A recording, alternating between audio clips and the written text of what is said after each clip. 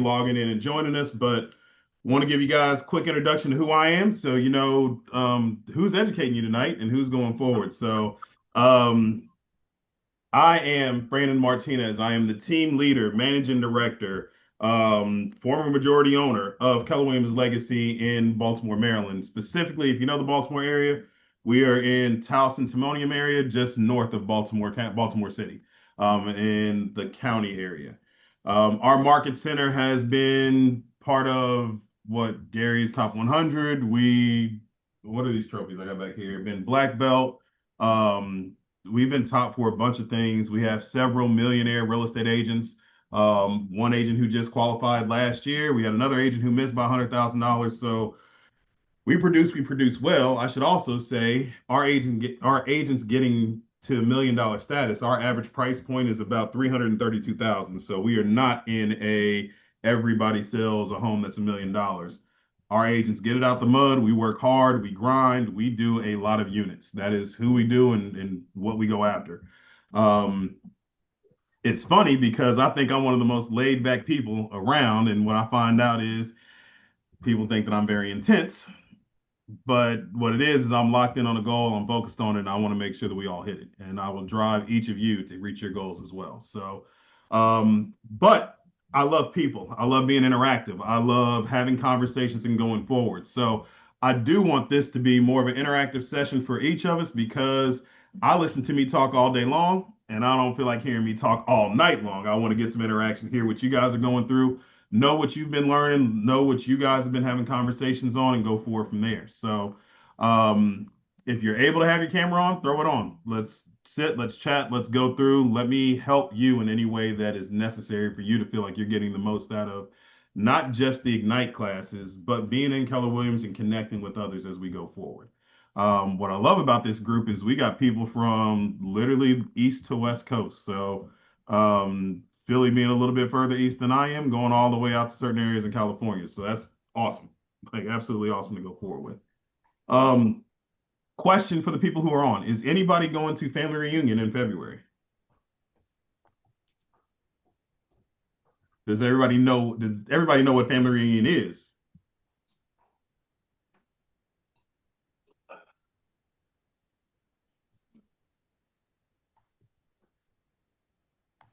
Okay. All right. So first and foremost, what family reunion is? Family reunion is being a part of KW. We have two nationals. Yes, I am going. We have two national events that happen every single year for all the agents. The first is family reunion that usually happens around the middle to end of February every single year. It rotates between cities, and this is where you're going to get market updates, find out from the top producing agents what we've been doing, how we've been producing in our business, and what's relevant in the moment. Usually, Gary has some great speakers who will be in line that we can get information from, that we can grab within our business. And then you're going to have breakout sessions throughout the whole thing. And so, if there is something that is specific that's targeting you, whether it is working with more listings, whether it is figuring out better ways to communicate with buyers, whether it is how to use social media to get into our business, or if you're growing a team, how do you find the right hires? You're going to have breakout sessions where you get to learn from other agents who have walked through the same steps that we've gone through, and they will give you their game plan. For the instructors, whenever we hit the stage, you should also know that we have to rehearse, we have to train, we have to practice what we are going to teach. So we just don't get up there and just throw anything out. We actually have to teach and give this to Gary and other people inside of KWRI to make sure that the information that we are divulging, one, is accurate, two, it crosses every medium to talk to agents in different formats, and three, that we actually can teach. So to make sure that you get the most value out of it. If you haven't been, or if you're thinking about going, what I will tell you is you're going to be in a room full of, or even in a city, from anywhere from 7 to 12,000 KW agents that you will be able to network, share, and build and grow with. My biggest moments inside of this world, and not to walk down my long 20-year path, had a new recruit who was here earlier, asked how long I've been in this. So it's been 21 years that I've been doing this. But one of my best experience in real estate was going to family reunion when it was in Las Vegas. I built the biggest relationships. I made the biggest jumps in my business because I saw people who were started where I started, going through the same challenges, and they let me know what they do to break through. Now, when I go, I host different social groups. I'm putting on a luncheon that will be out there. I'll be a part of a couple of BRN events. I'll be a part of a couple other networking events of just agents that I've connected with throughout the years. So if you haven't gone, I'm going to strongly encourage you to find a way, get out there, go be a part of it. It is well worth it. You will get so much more out of it than I can even express right now. So it's awesome and it's amazing to be a part of. All right. So tonight's class, we are going through really qualifying the sellers and winning the sellers. Before we jump into my class and all the content that we have going through, I'm curious. We can jump in on mute, we can put it in the chat, but what's you guys' experience been so far? How's Ignite been? What have you gotten out of it?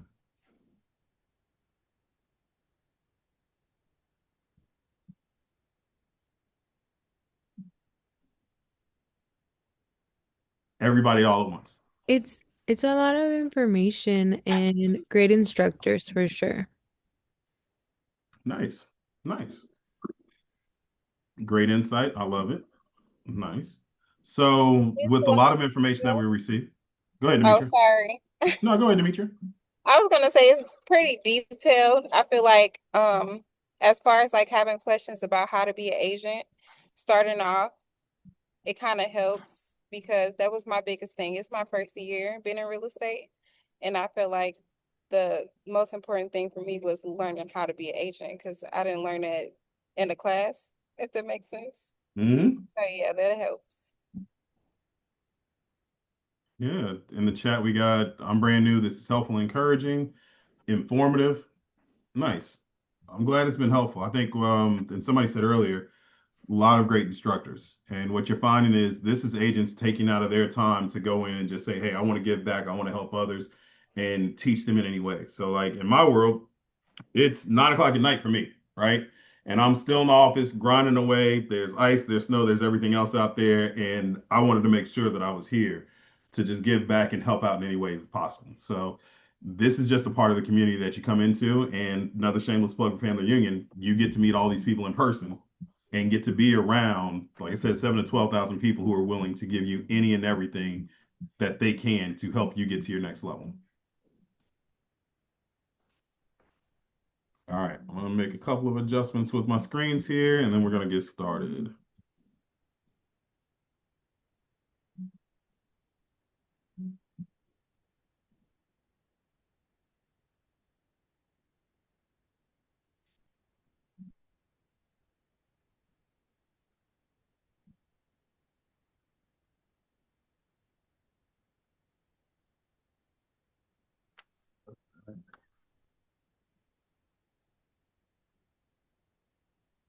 All right, let's jump into tonight's session. So we're here to go through qualify the sellers. I'm sure this has been a part of everybody's class that they've taught, which is giving you guys just a heads up on all the disclaimers and disclosures. So from a telemarketing standpoint, please make sure you're scrubbing any lists, any leads that you're going through the call. Um,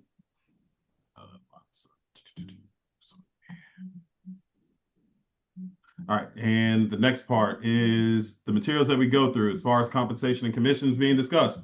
Just letting you know that any compensation, any commission numbers that are discussed are merely just an example of what conversations people may have and should not be taking as this is what you should charge. Please consult in your local areas. Make sure you're following all the rules that go forward for your area that you're in. Fair housing, please make sure that you're having this conversation. You're not discriminating against anybody. And what's very important, the AI disclaimer. We are starting to use AI in almost every facet of our business. Please double and triple check what AI puts out for you because sometimes it is not accurate. Sometimes it may give you information for an area that you're not in. Just double check to make sure that you are providing and presenting the right information when you're giving that information out to others. We try to make updates to all the training materials that we go through to make sure that we keep you guys informed and compliant and always possible. But please just double check with your brokers in your individual offices if there's anything that you have questions on to make sure that you're compliant. All right, now the legalese is out the way. Let's jump into it. So, qualifying the sellers. So, one part about everything that we go through, we talk about leads, leverage, and listings. And tonight, listings, getting sellers is the key in the class that we're going through. So, again, being very informative, having everybody give a tidbit. I am curious to know when you hear about qualifying a seller or winning a seller, what do you guys want to know? What do you want to make sure that when we walk away at the end of the day tonight, that you were able to at least say, I've gotten this out of the class today. So what do you guys want to make sure that I cover?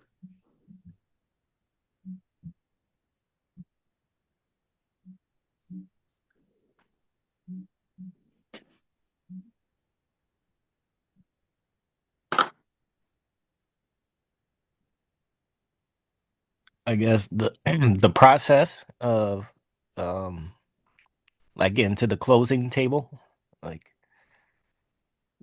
an easy Okay. path, like smooth path. Um, Okay.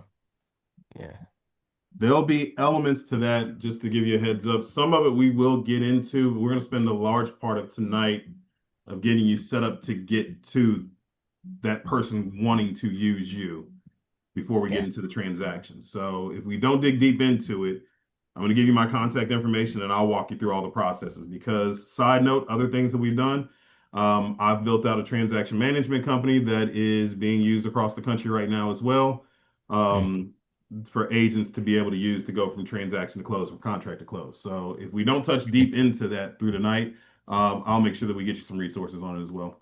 But that's All good. What right. else do we want to get? What else do we want to walk away with tonight? So tonight we're going up as a lead follow-up, right? So tonight Or we're going into qualifying sellers and winning the sellers. There is an element to lead follow-up that's in it, so I can make sure that we address that part. okay. Okay. Is there anything in So particular in lead follow-up follow-up, that you want to make sure we touch base on? I guess like nurturing the leads. Okay. As I mean, aside from like getting them to be, because when you say qualifies, that as far as like setting them up with the lender, or Okay. All right. We'll get to that. I'll make sure that we touch base on that. We got anything else we're going to make sure that I hit on? Thank you for those as well. Mhm. Overcoming objections. Okay. I'd like to understand how to keep, I guess, the buyers engaged throughout the process, especially if they're not, completely ready to go. Like, what kind of information can we continue to provide value with besides the automated kind of listing alerts and such? How can we stand out amongst, any other agent that maybe even be following up with them? Okay. Very good one. Hey, Brendan, I wonder if will you touch anything on any of the leads as it relates to investor leads? So I've had quite a few investors who are leery of signing the agreement just because they want they're worried about having to work with one, even though you explained the non-exclusive, but just wondering if Mhm. you have any experience with working with investor leads. Yes. And that is a good one for us to dig into. And in the Thank you. chat, how to close a seller and make sure they choose you over any other agents. All right, how to stand out, choosing me over anyone else. Okay, good.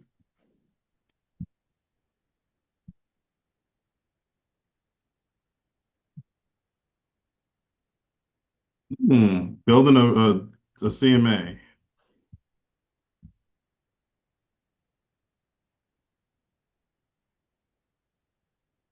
Okay. So we got some good ones that we went through. I want to touch base on a couple of the buyer things because you guys did go through buyers yesterday. And we're going to spend more time on the seller and the listing side. But there is an element that even in keeping that buyer engaged, that you have to go through with the seller as well. Because one thing that you might face with the seller after you've won them, if that property doesn't move as fast as you want, then yes, you need to keep them engaged the entire way through. You need to find a way to make sure that they still want to use you, that they still have faith in you, and that they will go forward. On the buyer side, it is this. I will tell you where a lot of us go wrong. And a lot of my knowledge comes from mistakes that I've made over and over and over again, and I continue to make. Thank goodness for the snowstorm because I was able to lock back in one of my buyers that I didn't realize was starting to look at other agents because they didn't feel they were getting the communication they wanted from me, right? We all make mistakes. I'm not immune to it. Um, so one of those is, do you have a consistent communication pattern that you are giving to your clients. Because if you've already had the buyer engaged to the point where they have said that they want to use you and they've signed a buyer's agency agreement, or even a seller who signed a seller's agency agreement, what is your communication pattern that you have back and forth to them? On the buyer side, you have to understand where they're motivated. If you don't know why they're looking to buy a house, then when they get a little bit iffy about going forward, they're going to jump right out and go somewhere else. And then the next stage they go through, as long as they find their motivation, it'll work out. So a key part to this is you are building a relationship with everybody that you come in conversation with, and that relationship is what dictates why they use you, why they stick with you, why they think that you are the person who can get them to accomplish their goals. So part of standing out, and you're going to see it in a slide that we go through later, is if you're showing up and you're having communications, most clients are not as loyal as we think. And what I mean by that is you're going to see stats from NAR that actually shows you that, especially when it comes to repeat, most people say that they'll use their agent again, but then they don't actually use that agent again. And this is what goes into, especially when we start talking about investors later on, investors have zero loyalty. Their loyalty is in making the best deal. And they are very hesitant to sign up with any agent if they don't believe that they'll get the best deal with you, or if they can get a better deal with somebody else down the road, they want to leave that door and that opportunity open. So as we go through, and I'll try to make sure that I keep touching base on areas that we can stand out, but I'll kind of highlight that and I'll try to get back to some of the buyer things, but we're going to focus a lot on the seller side today. All right, it's a good list. It's a good list. All right, so moving forward for us. So objectives. So we got two parts. First part is qualifying the seller. So the first thing we're going to do is we're going to basically identify how to lead generate for sellers. And we're going to classify those leads by their ability and motivation. We're going to break them down. I'm sure we did it with the buyers yesterday. Your A, your B, your C buyers. It's the same conversation with sellers. Your A, your B, your C people, and categorizing them that way to know how to move forward. So let's jump in and go through our KW quotes. So, what is your number one job as a real estate agent? It is to find ways to get in the path of motivated buyers and sellers. That is our goal. That is our target. That is what we're working through. So, the second half of that quote contains an important word, which is motivated, right? And if we can follow through with the 80-20 principles, and one thing that I truly do believe in, and not just being a KW homer, but in my own personal beliefs and what I go through, the 6 personal perspectives touches on a lot of things that I teach to my kids. I coach a bunch of kids in different sports, and I actually talk about those principles before I even came to KW. And that is, look, focus on what you need to focus on, your 80-20 principle. And if you are using your 20% of your conversation, your time, your energy, and effort are working with your motivated buyers or sellers, you'll get the results that you want. Now, that doesn't mean that you let everybody else go to the wayside, but you need to make sure that you're paying attention to those clients because those are the ones that are going to hurt you when you find out, oh, I knew they really wanted to buy, but I know they wanted to buy that bad because they went with somebody else. Oh, I looked up and now you see that this house is listed for sale when you were supposed to go have your listing appointment, but they already signed up with another agent. Just stay in contact and stay in relationship with them as they go forward. But we're going to talk about how to find them and how to go forward.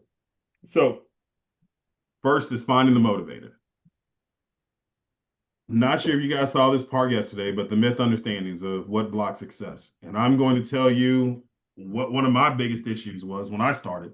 And something that I had to break through with my mindset. And I'm still challenging myself on some of it. But one of the first ones was, this is way a long time ago. When I really first started, it was, how is somebody going to trust me to buy or sell their house when I don't even own a home?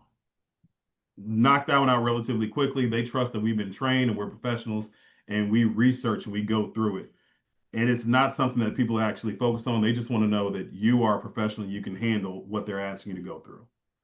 The second thing, and it was, I don't have the same amount of money that other agents have to buy leads, to advertise, to market my business, and to go through, right? Like, and if I don't have that much money as the next agent, how am I going to build my business the same way they build theirs? And the truth about it is, what I recognized and realized was most of the agents who have bigger businesses, they actually didn't spend a whole bunch of money to build that business. They actually started working in their database more, working with their fears, their sphere of interest. They started getting referrals from past clients. They actually started prospecting and going out to find people without having to spend money on it. It almost became like a game. How many people can I put in my database without me spending a dime?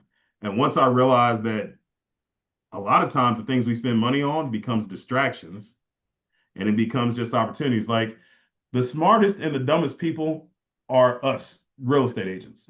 Why? Because we're smart enough to make a bunch of money, but we're dumb enough to spend a bunch of money on stuff we shouldn't spend money on. Like people literally charge us for the things that we should be doing on a day-to-day basis. Like the leads. The interesting thing with a lead is somebody's searching to buy a house, 9 times out of 10, they probably already talked to a real estate agent, and then they go online and search, and now they become a lead that they'll sell right back to you when they've already talked to you to begin with. So it's just funny how that works out. But I got over that myth. So here's another moment. As we go through and we talk about finding sellers, finding leads for sellers, and finding motivated people, what is something that you guys think is a hindrance or a challenge to you being able to do that?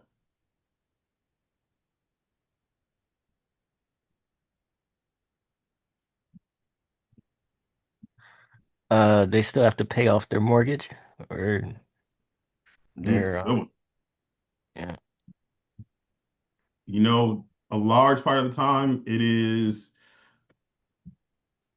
they can find or they can pay off their mortgage by selling that house.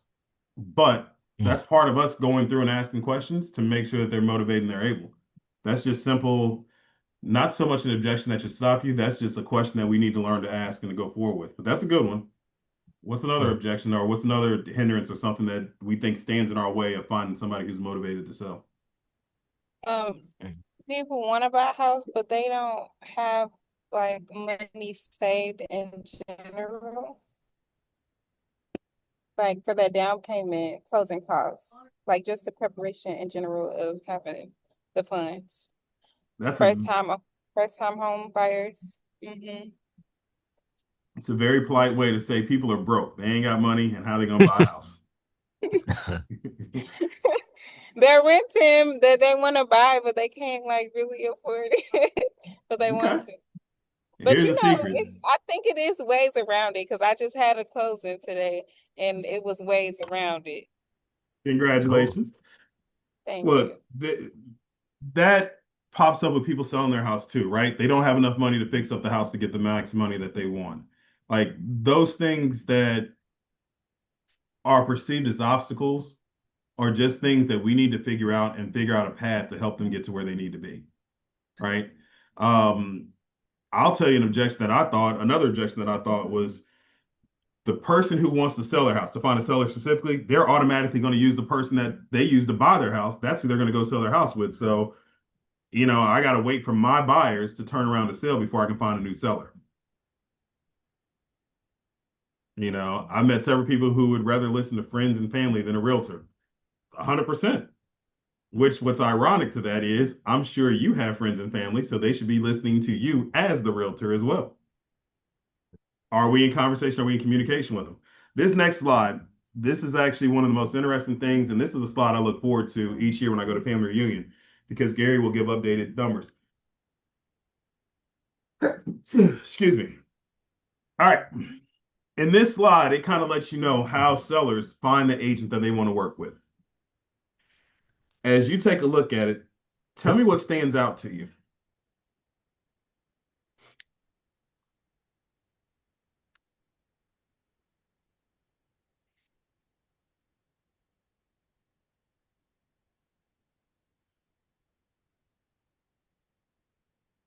What do we see? What stands out?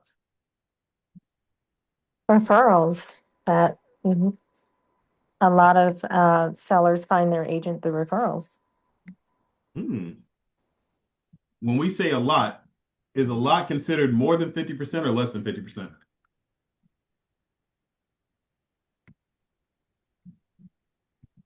More.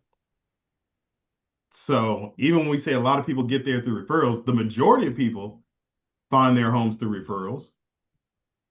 But what I see in this list, and this is what helped me get over like my fear of look, and we kind of said in there, finding a seller who's ready and motivated. Um, I thought they were always going to go to their previous agent, an agent who has more experience, or somebody who's out there. And the funny part is, well, in some situations, 70% of the time, they're not using the same agent that they used before. The first time sellers, 75% of the time, they're using a new agent. They're not using the same agent. And even the ones who are referred in, typically they're getting referred from, hey, I work with this agent. It was a great agent. You should give them a call. And they'll probably call that person before they call the person that they used to buy that house. So what that tells me, and being in the industry for a while, is one, this was something that we talked about earlier, which is lead follow-up. We don't follow up enough. We're not reaching out to our clients enough because we're giving them an opportunity to explore and find somebody else to work with.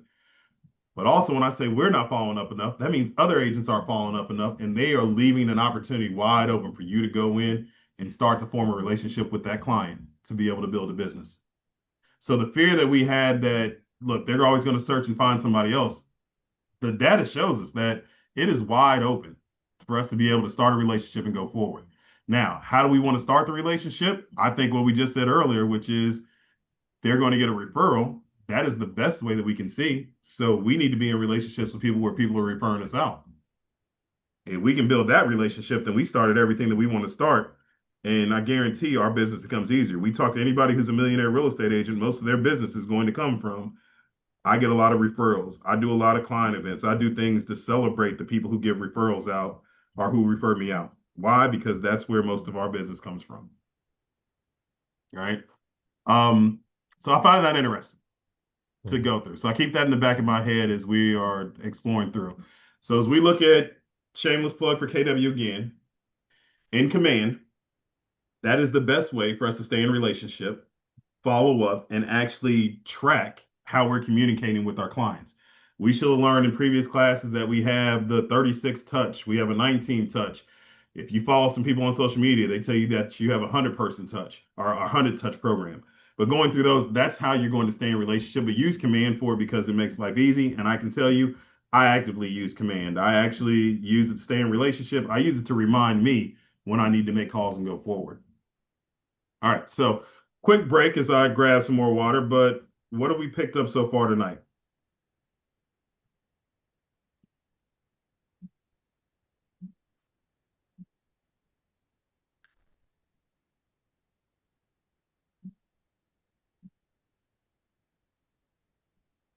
Nothing. Oh Lord, I got to do more. Hey, Brandon, Communication is key. Yes. it's me again. Okay, I think what I picked up tonight is that a lot of times, if we're not properly following up with our clients, even after the transaction is over and done with, they may not use you. Mhm. So to follow up. That is That's the hardest thing that I had to learn is it's my follow-up. It's my follow-up. It's my follow-up. Most sales comes from sphere and referrals. Yes, yes, yes. All right. Good.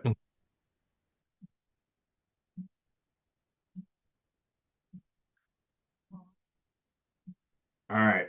So this should sound familiar from last night if they went through, but in real estate, we take this phrase and we twist it a little bit. So ready, willing, and able is actually a little bit different because we look at people and we go with we need them to be able, ready, and willing. Why do we start with somebody needs to be able, especially when it comes into selling a home?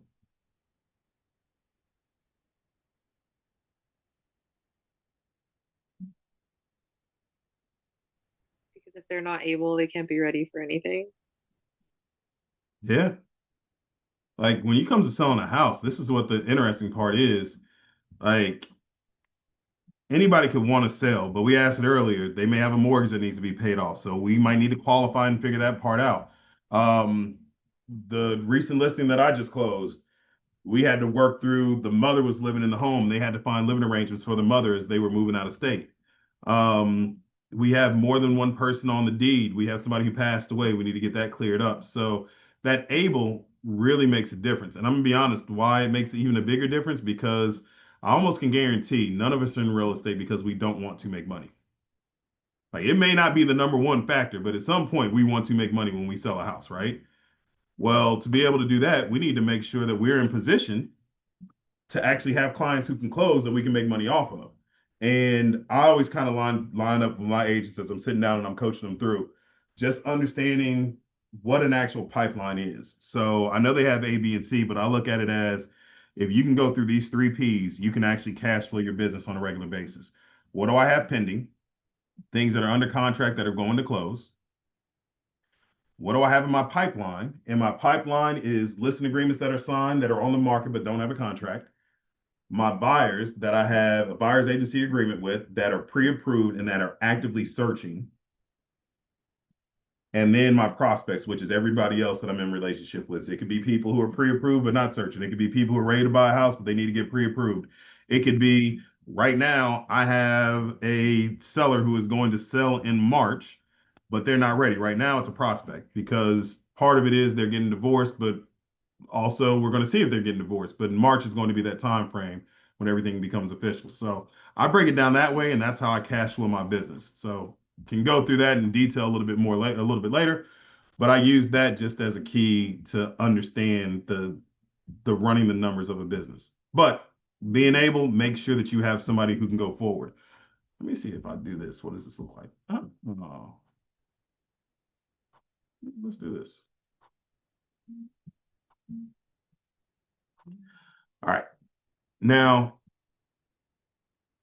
the element to KW that I like the most is this isn't just about teaching you how to sell real estate. It's about getting you to live the life that you want to live. So some of the quotes that we go through, we put in, this is one that I like because it's not just about real estate, right? And focus becomes increasingly possible in direct proportion to how clear you are about what you want, when you want it, and what you must do to get it. This matters in so many different ways.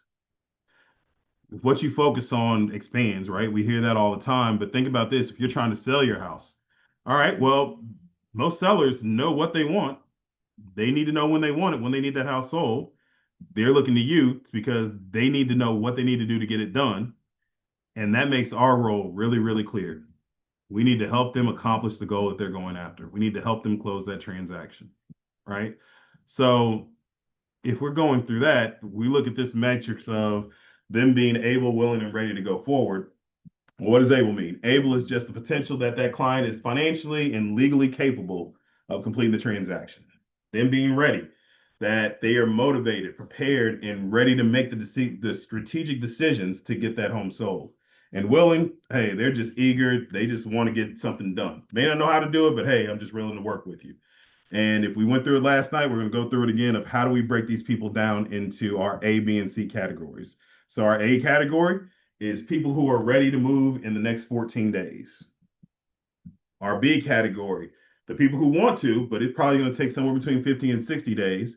And in that C category, hey, well, hey, I'm just eager to get it done. That's probably going to take 60 plus days. When we work with listings, I'm going to be honest with you. Most listings that you take on, investors a little bit excluded, it's going to be a process to get that home sold. You're going to work through things. So on the listing side, it's usually not, if you can walk in somebody's house and their house is ready to go, ready to hit the market and ready to sell without you doing any touch-ups, any straightening up, cleaning something up, having them tidy up the house, declutter, that's awesome. But a lot of times it's going to be at least a month before we can even get them to do the things necessary for us to be able to put that home on the market.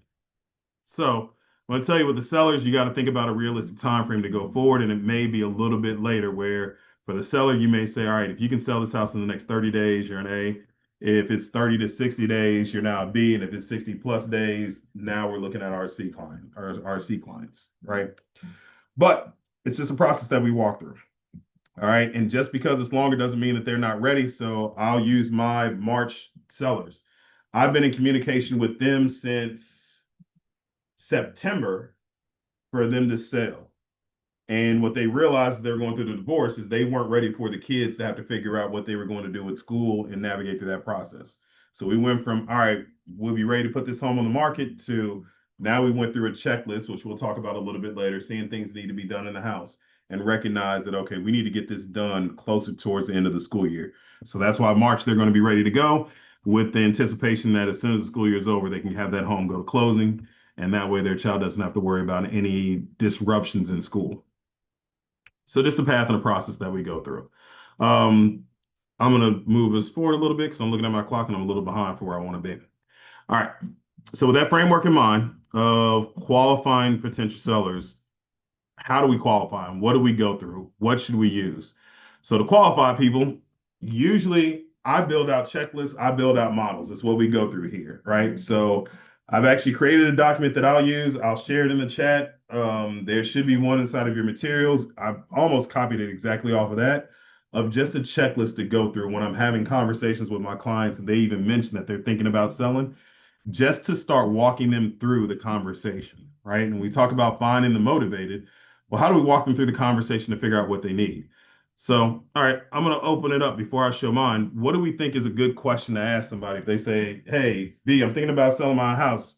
Let's sit down and have a conversation about it."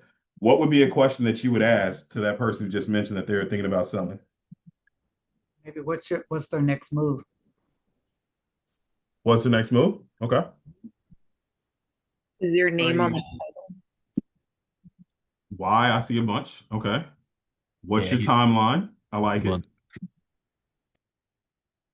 When can I come view your house to do a CMA? I like that one. What do you love in your current home that you want in your future home? Very nice. Where are you going? Are you going to downsize? I love the questions. I love the questions. What I love about these questions is they're all coming from a place of curiosity. To be honest with you, when somebody says that they're thinking about selling their house, the very first thing that goes through my head is be curious to figure out why, what's going on, what's happening, what got you looking to sell. That question works because we have to figure out the same thing with a buyer. You need to know motivation. Because with the seller, motivation means everything. Because there's going to be some point in that process, if that home sits on the market, especially as we see the market shifting, that they're going to question, why am I selling this house? And especially, I had one, so it was a question of, do I sell this house or do I rent this house? And I had to remind her through the process of, okay, well, if we rent the house, these are all the things you told me that you didn't want to go through and do. You didn't want to be a landlord. You didn't want to manage these things, understanding their motivation to go forward. Um, well,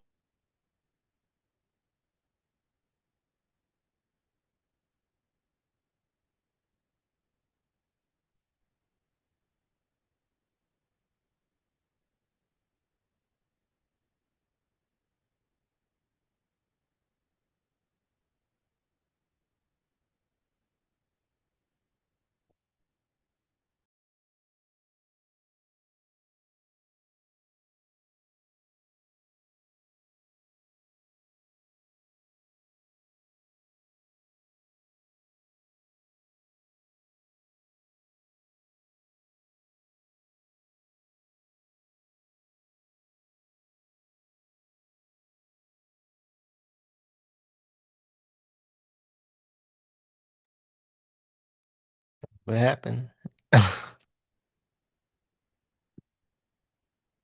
Looks like he's frozen. I thought I Hmm. pushed something and I'm like, what did I do? Since my camera's now, it hasn't been working since yesterday. I'm like, is it my computer that's tripping or what happened? Looks like he might have gotten off and maybe he'll come back on. Mm-hmm. Yeah. So any new agents? I am. on class. I am. Nice. I am. I'm in my first Cool. year, so I guess yeah. Yeah, you're a baby still. 3 weeks in. Oh, wow. Congratulations to everyone. And Thank I've you. been in since November. I'm in Yuma, so I'm doing everything backwards because I did an open house just to get out there, right? To offer my services. Yeah. And that was the first week in, and I got a buyer from that open house. So the day that I Yeah. was going to meet with my mentor, the buyer texted me. He's like, "We're ready for an offer. We only look at 3 houses." So everything happened the first week, and then I had to do the deal and everything, and we closed, I think, in like 12 days. Uh, so everything was super fast, super quick, and smooth. Now I'm doing the learning part. So, Well, I've been in it 10 years and you're doing great. Hey, I well, love it. I absolutely thank love the fact that you you. jumped in already. Thank you. All right, so we're gonna try this again. Hopefully, my computer won't kick me out of the class like it just did. So sorry about that. I believe. Let me get my chat back up here. Hold on one second. All right, Natalia, you said you're good to role play with me.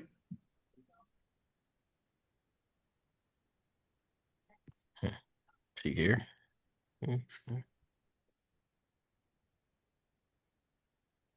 I'm not sure if she jumped back in. Oh, it says me. So sorry, it kicked out when we were going through. All right, who can I get who will role play with me as we'll walk through the seller questionnaire?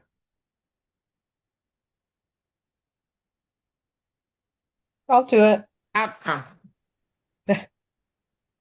All right, so I need your names. For whatever reason, my screen is treating Princess? me. Princess? All right. Princess, good to speak with you. So I'm happy to hear that you're willing to sell, that you're thinking about selling your house. But before we go into really digging deep into it, I'm going to let you know that I pretty much form questionnaires and I like to take some notes. So I'm going to ask you a few questions just to make sure that I understand exactly what you're looking for and make sure that I'm helping you the best way. So first things first, on the home that you're looking to sell, whose name's on the title to that house? My husband and my name. Okay, perfect. And your husband, he agrees with selling the house. You guys are both selling together? Yes. All right, perfect. And what's you and your husband's email address? Blah, blah, blah. We can kind of skip through that Yeah. part. Francis at gmail.com. Perfect. And Princess, what's your current home address? 123 Main Street. Nice. And just a quick question. The home that you're thinking about selling, is this 123 Main Street or is it a different property address? It's 123 Main Street. Perfect. So I'm curious, and just before we go into some of the things that has you thinking about selling, how did you hear about me? How did you get my contact info? Actually, you were referred to me. One of my coworkers used you uh, to sell their home. His name is Jason. I don't know if you remember Jason. But Yes. yeah, he was very, very happy with you. And he said you were very professional and that if I wanted my home sold for top dollar with the smooth transaction that I should call you. Well, first and foremost, I got to say thank you for reaching out, and also we got to reach out and say thanks to Jason. Jason was awesome, man. They are a really great family, and I'm happy that we were able to get everything taken care of for him. And we still stay in contact, so I got to reach out and I'll say thank you to Jason. So I appreciate that. Okay. Now, as you're thinking about selling your home, when are you thinking about selling it? When are you thinking about moving? Soon as possible. I'm looking to, get my home sold and get into a larger home. Okay. So in moving up in the new home, so tell me some things about the current home that you have, and then what are you looking to move up into? What'll be different in the homes? I have a 3 bedroom, 2 bath, and I bought it 10 years ago. It was a fixer upper, and I completely remodeled and updated everything in the house. So it's pretty turnkey. Okay. Um, everything is new, electrical, HVAC, everything. So it's a pretty turnkey home. Nice. I have a 3 bedroom, as I mentioned, and I need at least a four or 5 bedroom home because I Okay. do work from home and I need an office space for myself and my husband, and then my grandkids come to visit. So I want enough space for when I have guests over. Yeah. And your grandkids, they come over often? They do. Nice. Well, that's fun. That has to be enjoyable. Absolutely. Love being a grandma. So let me ask you, with the home that you have, you said it's been completely updated and renovated. I'm just curious, was that part of the plan when you bought that house to be able to renovate it to sell later on down the line? Actually, no. It just kind of happened organically. When I was looking to buy this home, there was really nothing on the market. And everything that we wanted to offer, we ended up in a multiple offer situation. And obviously, I was always outbid, which I Hmm. couldn't afford to overpay. So we decided to just you know, sink our teeth in, get a fixer-upper, and just go with it. And I'm kind of glad I did because I love the home, but we've outgrown it and we need a bigger spot, a space now. So, a question for the new home. I mean, the market is a little bit different than it was 10 years ago, but that Hmm. doesn't mean that we may not end up in the same situation. The new home that we purchased, are you looking at something that you may need to put a little bit of work into as well? Yeah, I'm willing to. I do have a lot of equity in this home now. So I am prepared to go into a multiple offer situation. So, but I have a limit. I just don't want to overpay too much. Okay. But yeah, I'm willing to put in a little work. So, a question for you in the new home and just time frame wise. I know you said you're looking to sell this as soon as possible, and it sounds as if you're using the equity from the sale of this home to purchase the new. Um, Yes. if there is renovation work that needs to be done to the home, are you looking to live inside the new home while the renovation work is being done, or are you looking to have all the renovations done before you move in?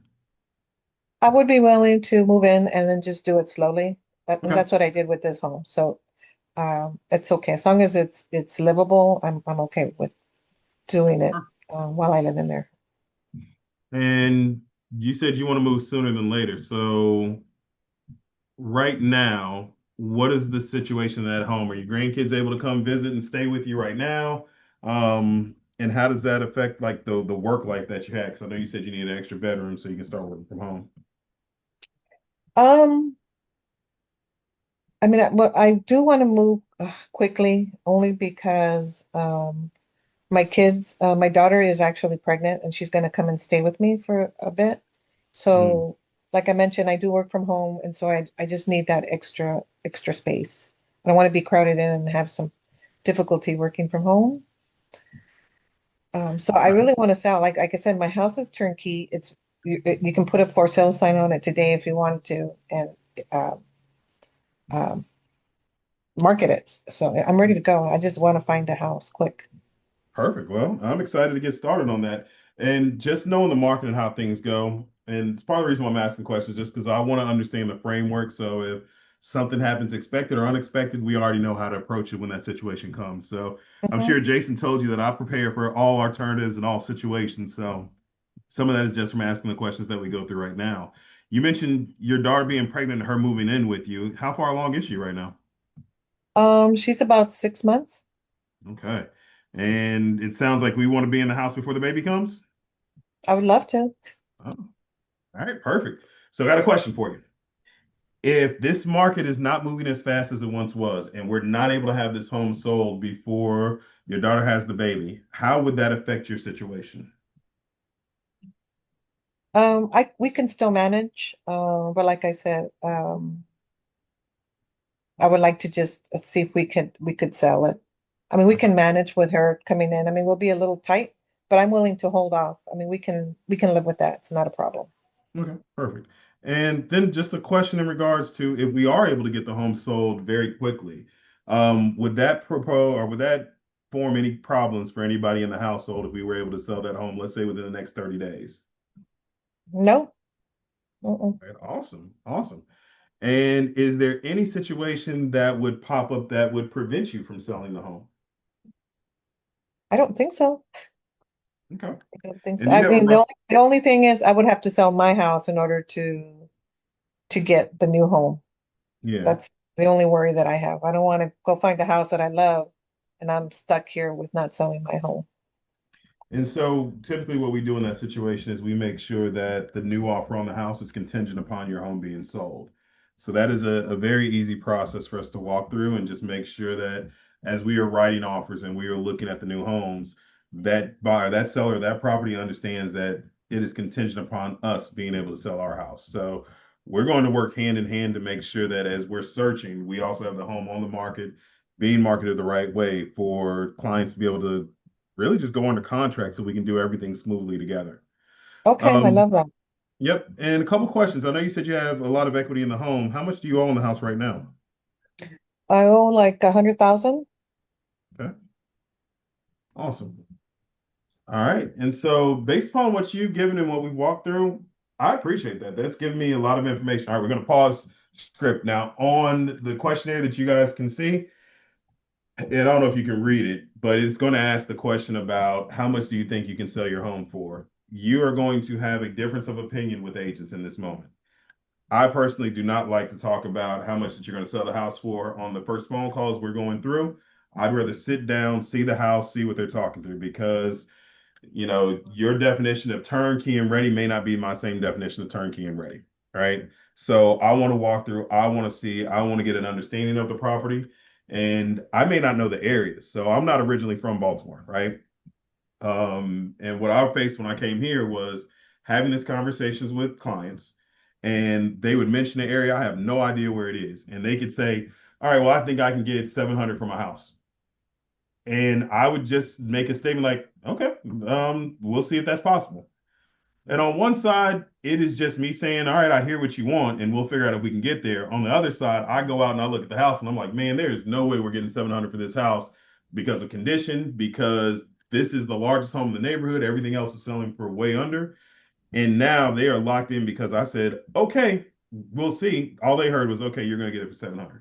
And I put myself in a position where now I'm handling objections versus just asking the questions to go forward. And that's what we're going to go through on the second part of how do we win them over, even in situations like that. So, returning in to script without going through saying, what do you expect for the number? My next conversation goes just like this. All right, well, Princess, everything that you mentioned right now sounds great, and I think we can definitely get things going through. What I want to do is come check out the house, take a look. I know you said everything is turnkey ready.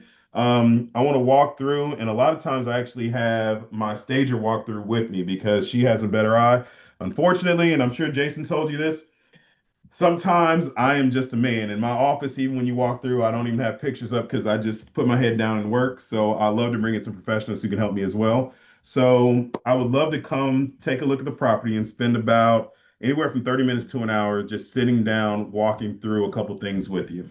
Can we set up an appointment for us to meet on, let's see, today is third or Wednesday evening? Are you free Friday around 2 o'clock for us to sit down? The weekends would work better for me. Okay. Saturday would work fine. I have a meeting first thing in the morning, so 10 a.m. Would that work for you? Yes. Perfect. All right. The couple things that I want you to have available for me just to make sure. I know you said you owe about 100,000. If you could find a recent mortgage statement, that would work well. And then if you have anything such as homeowners association documents, I don't need you to dig and find proof of everything. Just want you to have a general understanding of just what your homeowner association fees are, if they change anything, just so we can kind of start wrapping some little details up. And then we'll go through the rest when we sit down as I explore through the house with you. All right. Mm-hmm. All Okay. right, so Inkscape. So that's literally the process that we go through. I will, let's see if I can insert this into the chat from my computer. I never thought about the HOA or the mortgage statement, so I thought that was pretty cool that you mentioned that. Well, part of it is remember we're the experts, and a lot of times people haven't gone through this process. And even if they have gone through the process, it's just reminding them that, hey, we know that things pop up and we want to be prepared for all scenarios that could happen. So the mortgage statement is because, truth be told, unless you're looking at that mortgage statement, you just have a general idea of how Right. much you're selling the house for. hmm Okay. Yep. And then the HOA, what I find with that is, using myself as an example, I don't pay it, my wife pays it. So I think I can tell you what that number is. Got it. But then my Same wife here. is going My to be like, husband pays it. yep. And then when I ask my wife, she's going to be, and she's going to give me a whole rundown of, oh, we pay it and we just had all this snow and they didn't even remove the snow the proper way they were supposed to. And then I'll be like, I didn't even know that. So yeah, here we Yep. go. But if you have eyes on it, that's different. So okay. It's Exactly. good information. Hey, All right. Brendan, I have a quick question on Yeah, far something away. that you said. Is it a good time now to ask the question? Yeah, far away. So you had mentioned about, I'll give an example. Like I have a client that I'm trying to win over. She's a sell buy. She has a condo that she wants to sell, but then she wants to buy. And we were, I haven't gotten the listing or from her yet, but um, you had mentioned about um, like putting in a contingent offer based on the person selling their current home. Mhm. Like what's the success rate been with that? Because I've actually talked to a couple of fellow agents here. I live in Illinois, and a couple were recommending not to do that. So I was just curious if you had any information as All far right. as statistics on that. Every market's going to be a little bit different. Yeah. So we'll start there. But I will tell you how you communicate makes all the difference in the world. Mm-hmm. So for my client, we had to walk through this of doing contingent. And what I end up doing for them is we didn't go contingent. She actually bought the new home before we sold ours. Um, and that's the most recent situation that I've been in, right? But a lot of them we will go contingent, but this is the part to it. Your partners matter. So are you having conversations with your lending partners to make sure that their financing is button clad, like everything is lined up? Because on that side, you want to make sure that you can move forward. And sometimes your lending partners actually have financing programs that could actually let them buy the house, even though it is contingent, but the lender takes on that contingency, not your Yeah. client. Yeah, she's a cash. Okay, so she's selling that house to buy the new one in cash. All right, well then here's a question. What is the And it's average days paid on off. market So in your area? her current condo is paid off. Hmm. So she wants to take the money from that sell and buy. And buy the new one. Yeah. Okay. So in that situation, all right. First thing I would tell you is, do you know the average days on market in your area? Yeah, they're not it's actually in LaGrange Park. Um and it can be less than 30 days on the market. I mean, it's not a lot of property. Like it was Okay. even hard for me to do a CMA in that area because there hasn't been a lot of properties that sold. So first thing I'll tell you is lucky you because it sounds like that home will move relatively quickly. It will move very fast. All right. So So you, so that's why we're trying to figure out a strategy on, you know, how to do this as far as like selling and buying, because what I'll need to find out from her, and like I said, she's not an easy win, and that's okay. I'm up for the challenge. I actually like this. But I need to find out a little bit more information from her, like as far as like, if she sold her property, if it sold fast, would that impose a problem to her, right? Like, would she, I think that's one of yeah. your questions in here, like, would she have somewhere that she would be able to go, or would it be, because I think there's something called like because I've only been doing real estate for about 2 years and really on about 6 months full time. But like, I think there's like a buyback, right, that you could do if the buyer is willing to do that, but that can be costly, of Correct. course. So yeah, so, I need to So, ask this question. all right. That question about does it pose an issue if we sell really quickly? Mm-hmm. I added that in because trial and error, right? I actually had a situation where, hey, I did too good of a job and hey, I got this house ready to sell. And they're like, we're not ready. We didn't know it'd be this fast. And now you got the situation where you're like, what do you want me to do? Like, you want me to sell it? Now I got it sold, but now you don't want to sell? And it's not Right. that. It's like, hey, well, we had these things to go through. So sometimes just asking that question up front will make the difference. And I Yeah. think in your situation, it is making sure that she's prepared for what's to come. Mm-hmm. Yeah. Because in terms of you writing offers to other agents, the other agents don't care as long as they know you got a qualified person. And you coming in saying that I've got an offer that's going to come in cash, Mm-hmm. they're going to accept that. They'll want that, right? I don't have to worry about finance. I don't have to worry about other avenues. I just need to know that your house will sell. And if you can show them, look, this is the home that we're selling, it'll move relatively quickly. And you just have her prepared to say, look, this is how fast it can potentially move. Let's be Oh yeah. prepared. And just walk her Yeah. through the scenario. I definitely did that. And just for, I know there's a lot of new agents on the call, not that I'm very experienced, but I want to share my experience because it worked really well when I had this face-to-face meeting with her. I used InfoSparks, which gives a lot of information. And if you're able to like have a second screen and actually share it with them, I mean, we were able to have a really good conversation about it. And I was able to show her like market time and all of the information that InfoSparks hopefully I'm allowed to say this. Hopefully I'm not promoting something that I'm not supposed to, but it is a tool that we have. So yeah, it's really Well, helpful that tool. actually, okay. Utilize the tools that you have available, and every area is a little bit different. So in my area with our board, they give us some of those free tools to go through and use the smart Uh-huh. charts. Cubicasa is one that I found I've had a lot of success with helping people understand elements of their house that they didn't know. Hmm. Take advantage of those things, which actually the beauty of this is this goes into the second half of what we're training through tonight, and time is almost perfect, right in an hour. And that is actually winning the seller over. So um, let me stop the share and then we will switch. I have two this week that I need to win over, so I'm counting on you, Brandon.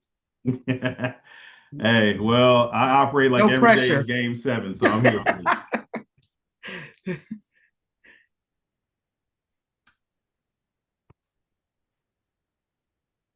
I'm gonna get me some wine and I'll be right back for this. So make it really interesting. Oh, I didn't know we could pour up when we need wine. Hold on, let me be on stage. I keep it in my office ready to go. We work hard over here. All right.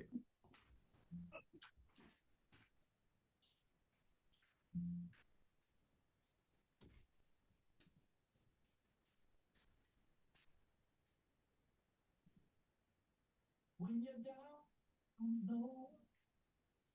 When you're happy, I'm here too. To love you, to know you. All right, give me a second because I have three monitors in here and I do have a little bit of OCD, so yeah, bear with me because I need things organized a certain way, otherwise my brain doesn't function. All right, we're gonna take a quick commercial break. I'm gonna go grab some water and we'll be right back.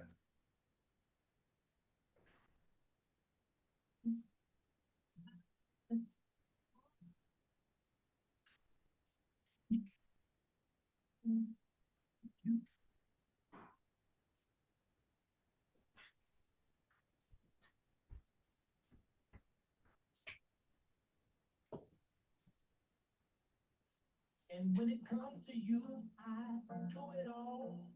Again. Don't wanna let you down. And there's no need to pretend. When it comes to you, I do it all. All right. So as we get into this next part, I'm going to see Marla's wine, and I'm going to raise in my have a glass of scotch to go with it. So here we go. Let's have some fun. All right. So now let's help her win these clients. So to win the seller, if you remember that slide that we looked at previously, most people don't go back and reuse their previous agent, right? 70% of people don't. We need to change that. We need to be in that position where they're coming back to us and they want to use us. And how do we do that? It's the way that we win them over in our initial appointment. It's the way that we win them over as they're continuing to do the transaction with us. So we went through disclaimers earlier, same disclaimers apply, so on and so forth. If you use AI in this moment, I'm going to be honest with you, please double check what it spits out. If you're using Command, if you're using Canva, make sure that your pictures are all of the right house. Make sure that your numbers, make sure that your property address is all the right property address. These are all mistakes that I have made because, yes, we copy and paste and we use different things, but the most embarrassing thing is to go in and your last appointment was at 123 Main Street and you did a new buyer listing package and now you're at 789 South Street, but you got 123 Main Street on like the third page for some random reason, right? Double check, scroll through, make sure that we have it. All right, so and when the seller, what we're gonna go through on this is, all right, identify the A seller, the following up with the appointment, the approach is for us to request the appointment, and then working through that pre-listing criteria, the conversation that we had, then how do we use that when we go into the appointment, right? And then some of the things that we talked about earlier is just look, how do we nurture leads through it? How do we handle some objections? So we'll throw some of those in as we're going forward, right? So another quote that we go through. While leads are vital to your sales business, seller listings are critical to your ability to build it to its highest level with the lowest cost and the highest net. I think it goes without saying, if you want to do more business, if I had 10 listings and you had 10 buyers, I'm going to have more free time than you'll have. Right? I don't have to go out and show my listings all over again. However, I do spend a lot of time in front of my computer for my listings. I wasn't planning on showing that, but I'll show you one of my spreadsheets that I send out and I use for my email updates that I send to my clients, but it's part of the communication that we go through. All right, so going through with your A sellers to find those, we kind of walked through before, right? An A seller is somebody who's able, ready, willing to do business in the next 14 days, meaning that they are ready for you.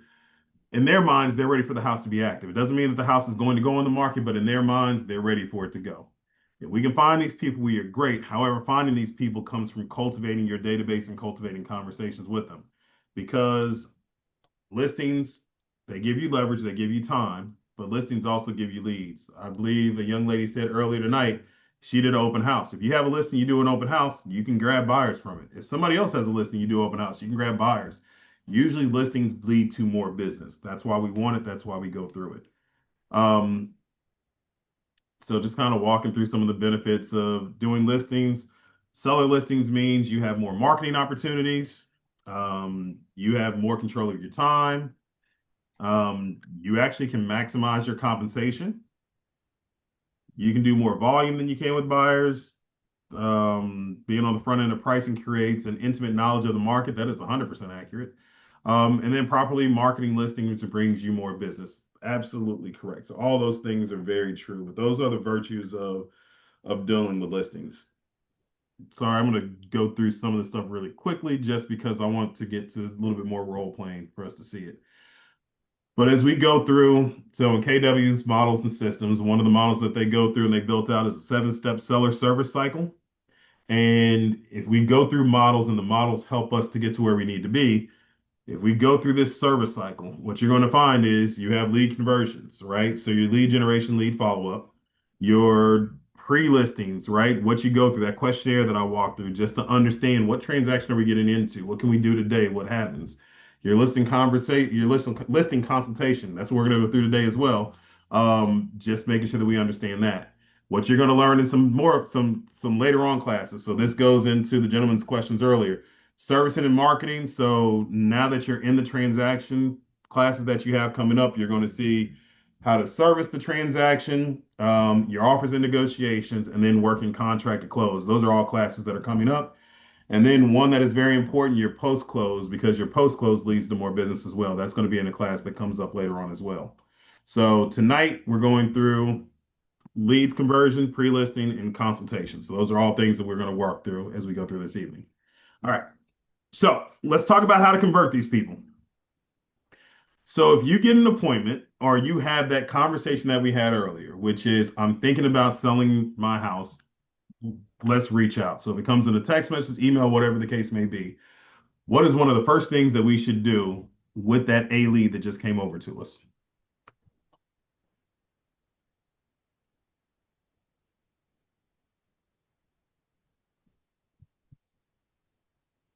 I would First thing, love the opportunity to win your listing. yeah, respond right away. Whatever that conversation is, we respond right away. When is a good time to speak? Yep. And I would honestly say take charge in some of the situations because a lot of times we get very passive aggressive and we'll send out that text message immediately and say, hey, well, I would love to help you. When's a good time to talk? Like if you send me that notice that, hey, you want to go through, I am one of those annoying people that I will call you before I text you. Because if this is important, if something is super important, what do? We call. So yeah, hey, you want to go through it? All right, I'll give you a call. I don't care if you don't answer. I just want you to see that I'm very responsive. So respond right away. If it's a referral that comes over, and let's say a friend says, hey, Johnny wants to sell their house. You should reach out to him. We should make sure that we're getting complete information from them, right? Make sure that we get a proper name, the proper phone number. Oh, I wish I still had a text message that it's now so deep I can't find it. But the referral came over as Susan's brother's baby mother's brother. I promise you, that's the text that I got and said, give them a call. They want to sell their house. And I said, what is their name? And they said, I don't even know. This is just how I know that they're connected through. So I had to navigate through Susan's brother's baby mother's brother, is literally the referral that I received. Like, try to get valid information, put it into command, create an opportunity, and go forward. Now, once we have their information, then we need to dig deep, contact them, find what their motivation is. Why are they looking to sell? Why are they looking to work with us? What process can we go through that helps everyone out? Like, that's the next phase, the next process that we should be working through. I wish I could have known I did that earlier. And then the next part, we got to set an appointment, time and date for as soon as possible, right? In this pre-listing checklist, everybody's a little bit different on it. Some people will tell you that I don't want to give you anything that you can give to another agent to have them beat me out in a deal. I'm also one of those people. I've done it enough that I kind of know what I'm going in to talk about. And I'd rather pull things up and search with you, but I've done my research ahead of time. So I pretty much can make it look like, oh, let me pull it up, but I already got the tab over to my computer ready to go, right?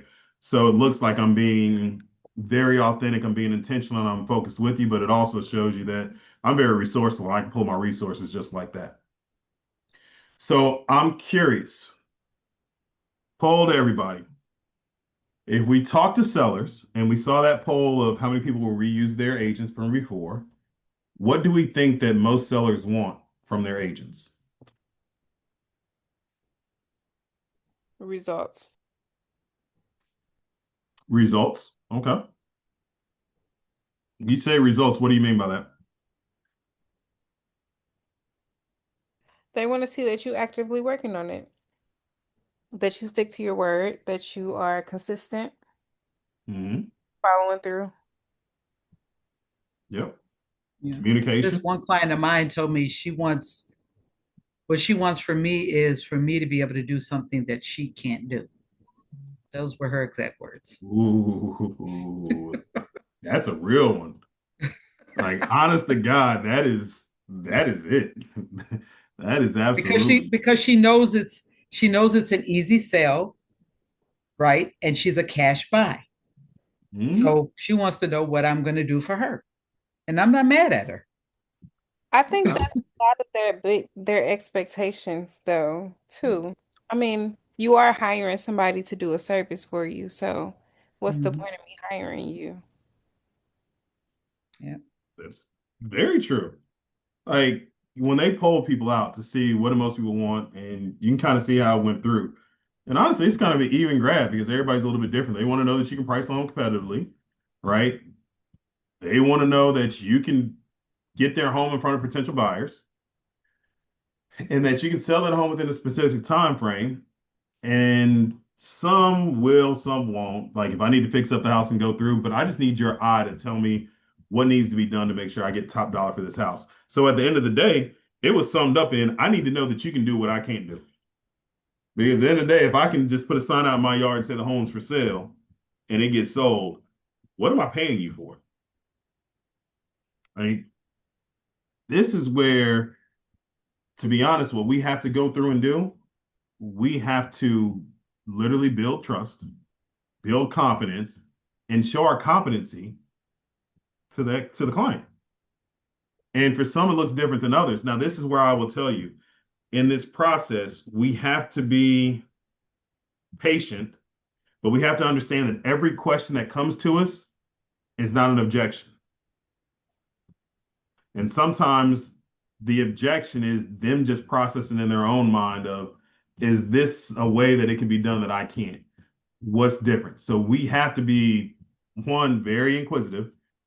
We have to listen. We have to care.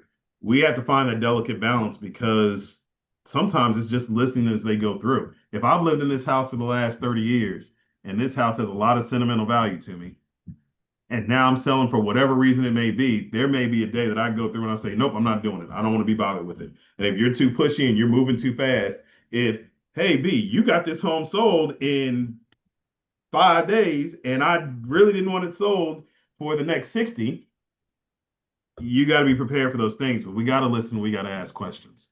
So if we walk through, and this is kind of a model that's been built out, which is, you know, to close, and the text doesn't go through and say this, but to build that trust and to go through, the very first thing that you need to do is lead up to an appointment. And once you get that appointment, then you can sit down and have the conversations with the clients to figure out what their needs are. So how do we get there? First and foremost, we got to show benefits. Show the benefits of why working with an agent matters. We got the take back close of, hey, if you're not working with me and you're out there, where were you going to be? We got the negative positive close. We got them giving them what they're looking for. The trial closes them to close and tie downs. Like all of these are just different ways based upon a person to go through. I'm going to ask a question, and this isn't in this text, but I taught this class a long time ago. And honestly, this might be what I teach my class on coming up on the 5th. Does anybody know the DISC personalities? Yes. Do you follow? Do you use it?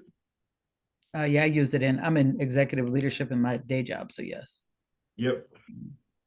So for those who don't know, the DISC personality essentially goes through and kind of categorizes everybody in the states essentially, having 4 distinct personality types. Now, those 4 distinct personality types could adjust based upon the situation that they're in, but it works a lot of the time. So you have and give a quick example of it.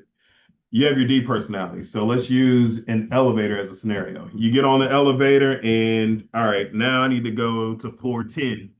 I get on this elevator, I'm hitting 10 as hard as I can, as fast as I can. I want this door to close. I don't want anybody else on this elevator. I gotta go. And now I go from the first floor, and before I could even get the door closed, somebody sticks their hand in, and now a whole bunch of people running the elevator. I'm frustrated, I'm aggravated, I don't feel like being bothered with these people. I got stuff to do. All y'all in my way. All right. That's your D personality. Now, you have your next personality, which is going to be your I. Your I is that person who is very personable. They love to crack jokes. They love to be the life of the party. So they're the person on the elevator talking to everybody and boom, next floor, lingerie, boom, next floor, sporting goods, and just having a good time as the elevator is moving, right? Then you have your S personality. Your S personality is a person who, and this is the majority of the population, who is, accommodating, but they are there for the people, right? So they're on the elevator, they go to the next floor, they see people are about to come on, and they see a young lady or a pregnant woman coming on. They look at it, they're like, you know what? I'll get off so you can get on. Just making sure that everybody is being accounted for, right? That's the majority of your population. And then you got your C personality. Your C personality is on that elevator, and they're the person who's looking at that little chart, that little inspection sticker, and it says the max weight capacity in this elevator is 1,500 pounds. And now they're looking at everybody on this elevator saying, you know what? I'm gonna get my ass off on this next stop because ain't no way I'm about to be on here with too much weight on this elevator, right? Now, these same people can show up different in a different situation. You add a little bit of stress in, they show up a little different. So now let's take these people and put them in traffic. So your D personality, that's that person who's cutting over, driving in front of people, going lane to lane. I just got to beat you to the office. That S person is the person who's like, well, why are you cutting me off? You're going to get to the office, what, 30 seconds before me? Was it worth all that? Now you got your I personality. You know what your I personality is doing in traffic? This is me. I'm on the phone, I'm talking. I don't care if there's traffic because I got 15 people to talk to. I done missed my exit because I've been on the phone and having such a good conversation, didn't even realize. But the world is good, because I got people to talk to. And then your C personality, the same person who was checking the weight limit in the elevator. Do you know where they are in traffic? They're not even in it. You know why? Because they check the weather, they check the maps, they're looking at ways, and they realize I need to go around all this traffic to keep from being there.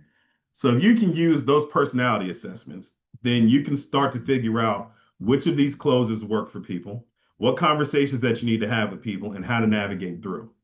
So once you can figure out the personality types, you can start figuring out which way do we need to go. So I am a very high I and a very high D. It is a crazy combination because there are days where I don't want to be bothered with anybody. We got tasks to accomplish.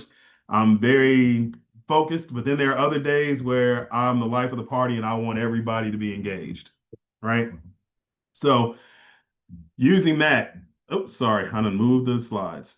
All right, so using that, I say now we can kind of think of questions versus objections, right? So if I'm sitting down and we're having this conversation, and this is why I say I don't like to ask that question on the phone of, hey, what do you think that you can sell your house for? Because if I can't pick your personality type up on the phone, I may answer that question completely wrong. You could be a high D personality, and the only thing you want to know is you hear me say, all right, cool, we're gonna sell your home for 500,000. And if I don't say 500,000 that first phone call, there's no point of you even coming out. Or you could be the I personality type, and I tell you 500,000. Now you know ran and told all your neighbors and everybody else that you can sell this home for 500,000. And I go out there and realize we can't get more than 350. And now all of your neighbors, all your friends that you told that I can get 500,000 to, they're like, we will never use that dude because he's unrealistic. But I got another personality type of my client, right? So when we get in person, certain questions that we're going to look at. So if a client says, we go through price points and they're like, hey, I think I should get 500. I'm like, matter of fact, real scenario in the last closing. So she said specifically, um, house in our neighborhood sold for 750. We know that was a newer model. We should realistically get about 735 for ours. And I've already did my numbers before I went out there, and I don't think she should get anything more than 680 to 690. We are far off. But now I had to sit through and go through and figure out her personality type. So versus me just going in and say, hey, 690, and her saying, all right, well, why are you suggesting such a low price? What I found out from her personality type is she's a C. She wants all the data. So me saying that, I was like, well, very easy. The house that literally we're looking at from your kitchen window, that house sold for $668,000. Now I can tell that there were issues with that house that don't match what I walked through and seen with yours. But if I'm looking at just sheer numbers of it, any person who comes in to make an offer, they're going to look at that as being the most comparable house to yours, and they're going to start their price point from there. So we need to figure out what can we do to market this home in a way where it shows up different than that home. And now we can start going through that pricing conversation of how to get there. But for her, it's because she is a C personality. She needs numbers. Funny part, her mother was in the house. Her mother is like me, but her mother is a D and a little bit lower on the I scale. Once you break her down, she turned into an I. But her mother, as soon as I said, no, that home sold for 668, I could see her mother literally sit there at the kitchen table, arms get folded, like, I don't know, we need to sell it then. It's like, well, it doesn't mean that we're going to get that, but it means we need to figure out why we show up different. And so this goes back to just understanding that questions aren't objections. It's just how do we answer it? And what I would tell you is if a question ever gets asked, just answer it. It doesn't matter the personality type, just answer the question. If you can answer it and be truthful, and sometimes this is the answer, that's a great question. You know what? I got a couple of experts in my office. I'm going to go back and check with them just to make sure that we're looking at this correct way. And I'll get back to you with that one. I'm going to jot that one down and make sure that we come back and answer it. And that's how we go through. Now, if objection happens and they say, you know what? I don't like how much you're charging to go through with this. I don't think that I want to pay that. Well, that's an objection that we need to address. And when we address the objection, it is just understanding what they're saying. So let's say going through the same objection of, all right, well, that's too low. I don't think we can sell it for that. I don't know what we're going to go through. And I had a meeting with another agent and they told me that they could get this house sold for 500. And then you can come back and be like, you know what? I understand that the amount that you're going to make on this sale is very, very important to you. And I'm happy you brought that up because now we can sit down and talk about it. Let's walk through how much that you need to net from selling this home. And now we can make sure that we get the right value or see if it's there. Because what I'm going to tell you is a lot of times that you're going through, and this goes back to that investor conversation, you need to be interviewing them as much as they're interviewing you. And I know for us, when we are new and we're getting business, it's hard for us to not take everything that comes to us. But I will be flat out honest with you. You come to me and say that you're going to sell your home for $1 million and everything in that neighborhood is only going for 600. Why am I going to take $1 million? Matter of fact, yeah, I just had it up earlier, was teaching one of my agents. Had that same situation happen. We pulled up the listing and we saw agents who got fired because they didn't sell it or they didn't list that home for high enough. Or they listed that home for the actual amount, which wasn't what they wanted, and they fired them. My agent had a conversation with the person. They said, well, look, I got a buyer ready to go. They just bought another home in that area. This is the price point. And the seller said, well, yeah, I know that's what they're selling for, but you don't understand. This is the materials I put in my house. My house is worth it. Like I should get way more money. And I had to tell them, I said, if you take that listing, you aren't going to sell it. They're going to fire you. You're going to be frustrated. And they had to let them know. This goes back to one of those clothes by taking away. You were referred to me because you know I'm somebody who can get this job done. But I'm letting you know right now, if we can't come to an agreement on where we list this house, I'm going to have to refer you to somebody else because this is not a listing that I'm willing to take on. You have the power, you are the expert, and do not be afraid to exert your experience on that conversation. All right. Rambling for a little bit, but I'm curious. So, questions on this part and what we went through, because we did just cover a lot from personality types, questions versus objections. Just what do you guys have heard? What do we got? What are we thinking? Or in another phrase, what's an aha?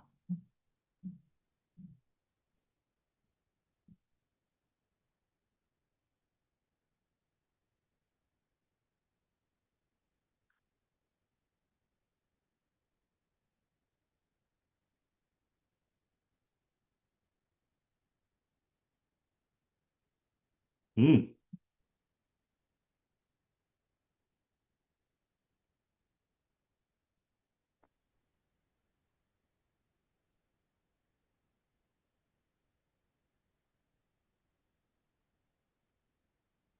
Some objections we can deal with later. Absolutely. Absolutely. It's just understanding them and digging in to being inquisitive of what that objection really is for us to go forward with. All right. Confidence come and trust is what I got out of it. Absolutely. Not only trusting them, but trusting yourself to guide them and guide yourself through the process as well. The second shift class is always quieter. Well, in this case, let's make it a little bit noisier. You got Marla drinking wine. Y'all had me pour shots on. Now we got to make some noise. Let's get going. All right. So the pre-listing package is what we're going to go through next. But what I'm going to tell you is E to P. We are all entrepreneurs. And another word for entrepreneurs is hustlers. A lot of us will hustle. We will find a way to get a deal done. We will just do whatever we got to do to get business. Where we make strides in our business is we go from being entrepreneurial, to either doing what comes natural or hustling through just to get a goal accomplished, to being purposeful. And purposeful means we have structure to it. We are building a business out with it. We have set ourselves up in a way where we have a scalable business. Or and from our role play earlier, Jason will probably tell him, Brandon's going to tell you not just what you want to hear, he's going to tell you what you need to hear to go through. He's going to be very honest. He's going to be very upfront with you. Like, because I built a business where I could do that. To be honest with you, there's a reason why when I set up my appointment to go through, and we'll kind of walk back through the pre-listing package and then us going out to the house. So me being purposeful, I actually set it up that way where I said, hey, I'm going to bring out my stager because I need her to be the bad guy for me. The reason I need her to be the bad guy is because when my D comes out, right, my high D, it can be taken the wrong way. It can be taken that I don't care about your house. I think your house is not in the right condition. It's not right. And when I've been warm and fuzzy, and now I know everything about you, I know that you want to get this home sold because your daughter's coming out. I can have my stager do her job, which she can go and pick everything apart and say, no, we need to get this furniture out. We need to bring new furniture in. This wall color won't work. It'll go forward. And I can sit back and a lot of times me and Christina already talked about it. And I'm looking like she's saying everything that I want to say, but I know it's going to come out wrong for me. So for me, in doing this, I had to be very purposeful because I learned from experience. When I go through and I tell you, yeah, that couch ain't gonna work. That sounds normal to me. I'm not being rude, but at the same time, that couch ain't gonna work, man. We gotta do something different.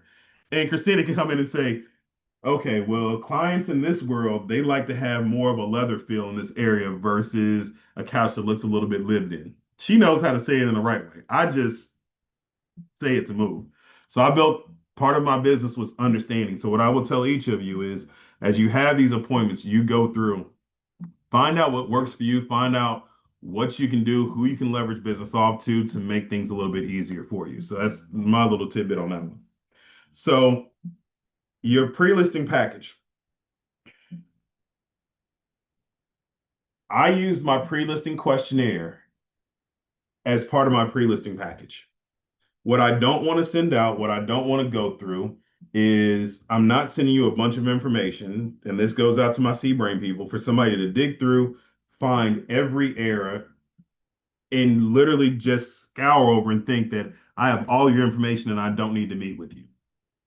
So some people will tell you, yeah, send them a CNA ahead of time, let them see what the values are, let them see what you're thinking of. I'm sorry, I just don't agree with that one. It just doesn't work for me. I'm not saying it's not right. I'm just saying it doesn't work for me.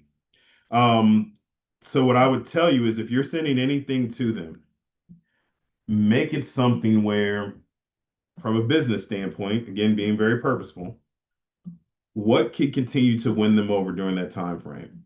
So an agent that I like, now she spends money on this, but she goes through every step as a way to get another referral. So if you set up an appointment, part of her pre-listing package is, hey, I'm sending you a candle of just stress relief because I know that selling a home can be a stressful process. So I just want you to take this moment, take a deep breath, and when we sit down, we're going to make sure we can help you have a smooth and easy transition. So she's using that as a marketing tool to be able to get more business, right? That's part of her pre-listing package. It's not data, it's not information. It's just saying, hey, here's who I am, and this is what I can offer you as you go forward. All right. If there are elements to what you do that you need help with, so using Christina in my world. So with Christina going out, I will tell people this. I'm not sending anything out to them unless they need something, which I have Christina send her information, especially if she goes and I can't make it. Which is, hey, Christina's going to come out. Here's some examples of her work. These are things that we've done. We've gotten top dollar when we follow her process. Now, what I also know is some of these things it's going to be part of my value add that I give later on, right? And so I just kind of go from that. So I don't know. I'm curious from what you guys have seen, what you know, what have you guys heard or what are you thinking about pre-listing packets? Would you want to use it? Have you been instructed to use it? Why do you think it's worthwhile? Why do you think it's not? No right, no wrong answers. I'm just curious. So when you say pre-listing, do you mean it's something that you give them prior to you going to their home? Mm-hmm. Okay. Yeah, I haven't used a pre-listing. I do have a listing presentation that I'm going to use. I have an appointment on Friday, and I have a listing presentation that I'm going to use when I'm sitting down with this Okay. seller. Yeah, I'm going to tell you, like, I think it's you. All right, you tell me, you ask me a question, I'm gonna tell you the truth. And sometimes I'm asking the question in my own head. Y'all didn't even ask it. But sometimes I think there are things that are out here that are shiny objects that we go through. When you go into command, this is actually, I use this, to be honest with you. It's listed as a pre-listing packet. I actually will pull a couple things out of this that I will have in my consultation or my listing presentation. A lot of times it is the very first page. It is the checklist, and then I have a few stats in there, but really it's just cover page, contact information. The promise to the seller is in general in there, but I don't like to use that because I'm going to tell them what I'm giving to them. But I do like to give them the selling process overview. And there is a page that's inside of that checklist. I probably should pull one of mine up, but it actually tells them, it compares the price point versus other homes. Now, what's funny is I put that together, but I usually don't give it to them. I just have it ready to go so I know what makes their home different or similar to other homes that are in the marketplace that have sold. But aside from that, the next thing that I'll go through is I'll pull inside of Bright or whatever your MLS is. I'll pull a CMA package just so I can get an idea of the numbers in the area, what the properties look like, and what they go through. So as I go through that, again, different from what they'll tell you in the materials, I'm not delivering that ahead of time. I will confirm the appointment from that conversation. I'll ensure that they have their Actually, you know what? I take that back now. I'm thinking about it. I do send a pre-listing package out. It is my email. My email that I send out I was before I going to come to say, I them. think an email would be good. Matter of Yeah, fact, like I should probably do so that it shows tomorrow. up different. So I forgive you. So what I actually send out, I send an email to them just saying, hey, this is what we talked about. These are some things that are important to you. This is what I want you to have prepared for me. But I always let them know you don't have to have any of this information with you at that time because we can get it later on. So mortgage balance, if you have a homeowners association, an idea of what the homeowners association covers.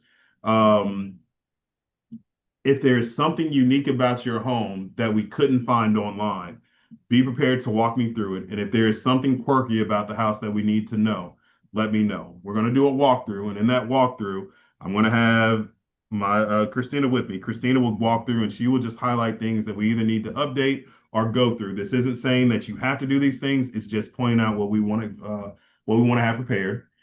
And then we're going to sit down and we're going to review from a numbers perspective where we should be and from a timeline perspective how we can get there. So I send that out to them so they know what the appointment's going to look like when I show up.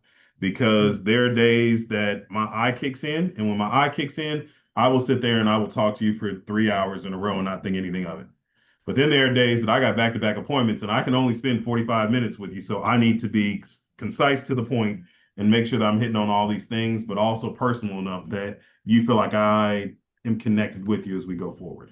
So that actually is what I send out to everybody. It's actually an email. So I don't do the package that's there. It's just the email of this is the items that you can expect once we come out. Brandon, do you think sending them the questionnaire that you have is good? The questions that you're going to ask so they're prepared to answer them? No. Mm. The reason I say no is I need that to be an authentic conversation for me. Oh, okay. And you guys kind of saw that even though I gave you the list of the questions I'm asking, if you saw me and you watch me, I kind of know what's coming next, but sometimes you're going to answer in a question that makes me dig deeper into a subject that's not on that questionnaire. So I just need it to be authentic in the conversation piece. I just need to show up that way. Yeah, that makes sense. Yeah. But I don't mind, but I will tell you, I've told people up front that, hey, I've written down questions just to make sure that I'm asking certain things to you. So forgive me if it feels like it's scripted. It's just I want to make sure I'm asking certain questions to make sure we're in the right place. Mm-hmm. What do you think about the listing presentation being sent? Because I actually used one from Canva, and of course I personalized it. But a lot of the things in there, I think it would be helpful if they read it before, and that way they can identify questions that they have. For like example, the things that the services that I offer, or services that may cost them some additional money, things of that sort.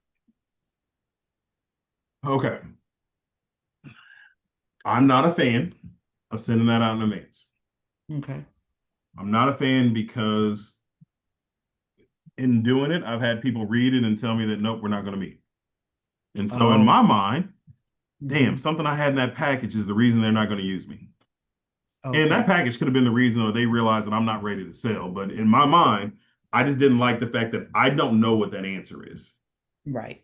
What I've also seen is I've been on the opposite side. I've gone in and I've seen your listing presentation on their kitchen table as we're sitting down talking.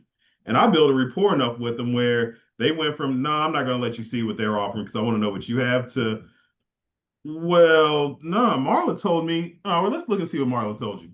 Oh, she's charging you 5% to do this? Mm. And then she's charging you 5%. She says that these are the services she's offered. It's interesting because I offer those services without charging 5%. Mm-hmm. I just outsold you. Yeah. Yeah, that makes And sense. then I'm going to leave with them signing my listing agreement and not even call you back. So that's why I don't like to do it. And I don't like to leave anything there. The only thing that I will leave with them, I will leave just the CMA that just gives data about houses in the area. I'll leave that with them because that's general information that they can pull on their own. But I'm not leaving anything that is specific to my process and what I go through. I don't need you shopping me with somebody else and giving them all my info to do so. Now, I'm going to be honest with you, that's came with years in the game and being confident that I will walk away from somebody faster than they'll walk away from me. That's where that comes from. But some of the top producers, they all feel the same way because what we look at is, hey, like my worth and my value is there, right? And if I do everything and I make a good presentation to you when I'm out there, nobody else is going to matter. Mm-hmm. Yeah. So, all right. The goal of any appointment that you go into, that goal is actually to walk away with the listing agreement being signed, right? So we talk about winning that seller over and how do we do so. So yes, have a great impression, build confidence with the seller, let them know that you're the real estate agent of choice. So here's my question. One of the things that you guys said you want to walk through is how to differentiate yourself from other agents as they go out. What do you think differentiate? Like at the end of the day, you can hear people say, well, hey, to sell a house, it is location, location, location, or sign placement, or whatever the case. What is unique about you going out that I would feel confident once you leave? Like, this is the agent that I want to use. What do you need to show?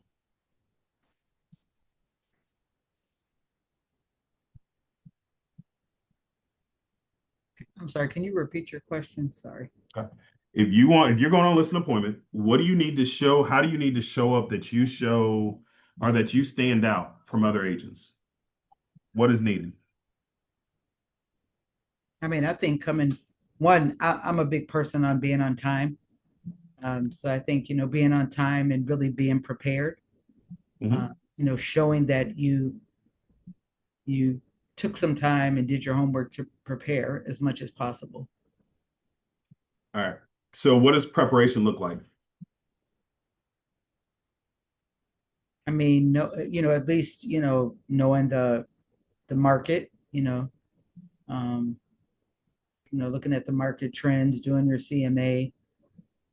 Um, I mean, having some sort of presentation ready so you kind of have at least a guideline to follow.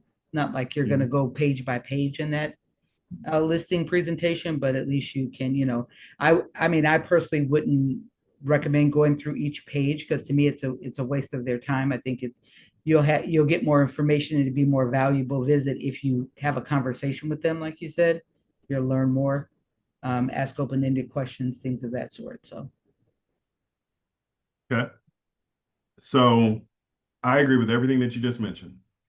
And I think a large part of that is you have to do enough upfront to show confidence in any situation because they're going to ask you questions. And as they ask you questions, you need to feel confident to go through. So things that I pull up, things that I want to know. And I'm going to do this from my time of not living in this area and now breaking down of why I'm an expert that they need to choose me for. I'm going to stop the share for a second. Okay. So part of the process that I will go through to be able to help a client out, or when I'm sitting down, is I'm going to pull up the general area and make sure that I have a complete understanding of where that home is located. And I'm not just talking about from a CMA standpoint. I want to know the intricacies of that area. So I'm going to share with you an Excel file that I use for my clients. Oh, it's going to be on that TV screen.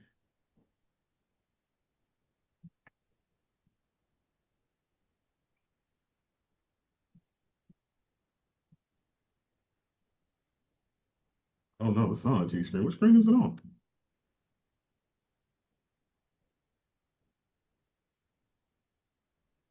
Yeah, or Robert, what you got?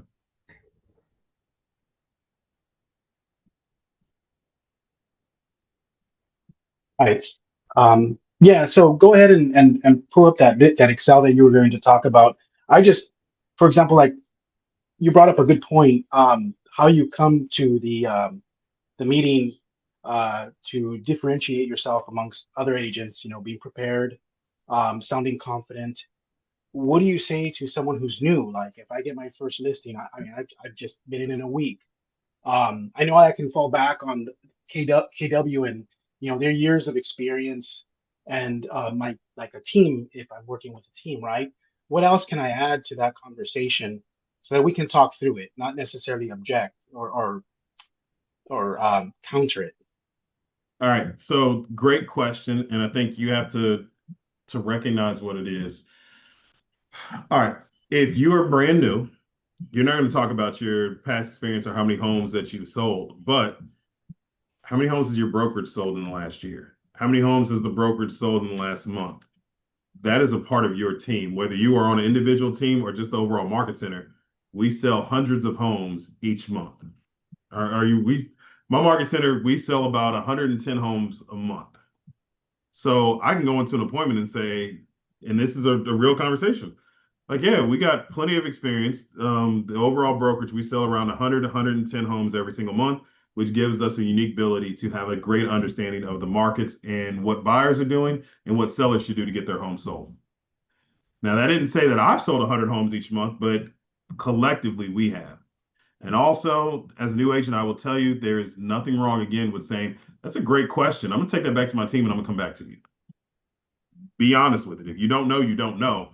And just say you have the resources to pull it together because that's everybody that we have. All right. The way Thank my you. screens are set up, I'm going to try to do this from memory because I'm self-conscious. Oh, you know what? Oh, I can no way I can do it. Here, if I do this, content only. All right. So on this screen that we're looking at, this is literally the spreadsheet that I use from day one of having a conversation with a client about them wanting to sell their house. So my client's home on this list was 8719 Timber Oak. And when we went on the market, we went on the market for 709, but prior to that, they wanted 749. And we walked through and looked at the other houses that could be there. I needed to do a comparison. So I did a comparison of all the homes in the marketplace, how long they had been on the market. So I did the days of market, what they originally listed for, their current list price, what price changes happened, HOA fees, what type of community was it, 55 and over, which came up later on, the square footage of each house to compare the square footage size, and then were these homes new constructions or not. And then there's some that I would put notes on. I compiled this list because it was my way of now, when I walk into their home, I'm an expert in that area. I already know what's going on. And digging through this list and walking through, I would update this every single week to go forward. So now when we talk about communication, the client who wanted to buy this house or who wanted me to sell her house, she was a high C. She is data drives her decisions. So from her talking about 745,000, the data said we're not going to get this home sold at 745 based on the square footage, based on the year that it was built. It just didn't match up. And what we agreed upon was 709. And I was like, yep, that's a good number. This is what happened. And I'm going to scroll down to show you each week. I would go update. These are homes that actually sold. What was the numbers on it when it sold? What was the average price point? How many days on market did it hit? Square footage, homes that were under contract that didn't sell. All these end up being new construction properties. What she came back, and this was an objection she had for me. She thought her house would sell in 14 days. It took us 41 days to sell this house. And in that 14-day time frame, what she realized was the only homes that were selling in that time frame now were all new construction. I didn't have that conversation when we first went into the house. I actually thought the house would sell relatively quickly as well. But then when we realized was the only thing that sold near there was new construction, and she came back from reviewing my data and said, damn, I didn't know that it was only new construction that was selling. So now that we know that, I think this is going to take longer to sell. I didn't have to handle that objection. It was already there. But going into the original appointment, this is data that I pulled up so I could have an understanding of what conversations to go through. Now, from there, once I showed her this information, the only other information that was necessary in that moment was, and I'm gonna pull up the next part. So mind you, I always got these things available relatively quickly to pull up and to go through because I've already prepped, I've already had it set up in my computer. I lined it up ahead of time. If I got to the appointment quicker, I'll pull out my laptop, which is my Surface, and I'll make sure that everything's lined up and ready to go. I don't want it to take forever to go forward. So what you see on the screen now is the net sheet. So I do a seller net sheet to walk her through what she should get from a home being sold. And this one, let me unhide this. I ran through different scenarios for based upon the sales price we wanted to go through. So her mortgage balance, I had to ask that. We could see from her mortgage statement exactly what her mortgage balance was. I pulled the taxes before I already got there. And then I can change based upon our conversation how much seller help and then what compensation. So I'm going in, we were getting 6% no matter what on this deal. Work that I did ahead of time. I went through and pulled the title work to understand what the title, the transfer and recordation taxes, what all the fees that she would incur. And then I was able to break it down to show, all right, these are your closing costs that you're going to have. And at the end of the day, the real conversation is how much do you want to walk away with and can we get you there? Because that's what she cared about. So everything else, when it comes to what compensation do I want to charge, am I getting my value or is the value there? It was already walked through because I was able to show her data because I recognized quickly she's a person who needs data. If she didn't need data, well, then I could go through and just kind of say, hey, well, looking at your house versus others, yours is a few hundred square feet smaller and just kind of lay out the things that are there. But this goes back into understanding your person's personality. But this is the information that I would tell you you'd want to know ahead of time before going to the appointment. Just being able to understand what their numbers, what they're going to leave with, what the other homes in the market are doing, how long they've been on the market, just setting those things up. If you can do that, you're going to have a really easy listing appointment. The next thing that I would tell you is your process. How do you walk through your process? So for me, my process, again, to the initial appointment, I didn't have Christina on that one. So her initial appointment, she didn't know when she wanted to sell because we were thinking about buying the next home. So it was, I'm going to come out, we're going to sit down, we're going to talk. Then we realized that if we sold in the next 30 days, it would be an issue because we had to take care of her mother. So what I wanted to go through next in that process is, all right, well, let's set up a time based upon your time frame that we can come back and we can do a walkthrough of the house. So that walkthrough ended up happening roughly 2 weeks later. I brought Christina out. We did our walkthrough. Christina nitpicked and pulled out everything in the house. From there, we sat down, we went back through the numbers, and we said, okay, once you get everything done that she said to take care of, from some drywall patching, different paints, different furniture schemes, different layouts, then we will solidify the price point that we want to go through. And then solidifying that price point, everything was easy from there. A lot that I went through, but that pre-work makes a difference, and all your pre-work is for you to understand what's happening on that home. I'm sure there's questions. So what questions do we have just in kind of the pre-work that we're sitting down and we're going through?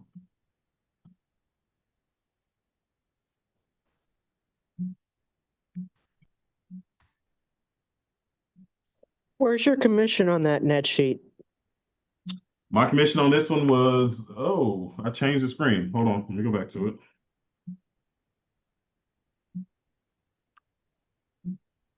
Because I don't see it. All Oh, right. there it is. Yep. So total realtor compensation I have listed here. Okay. Thank you. Nope, I had that in. I don't want anything to come back later on to say that we didn't have a conversation, so she can see that up front.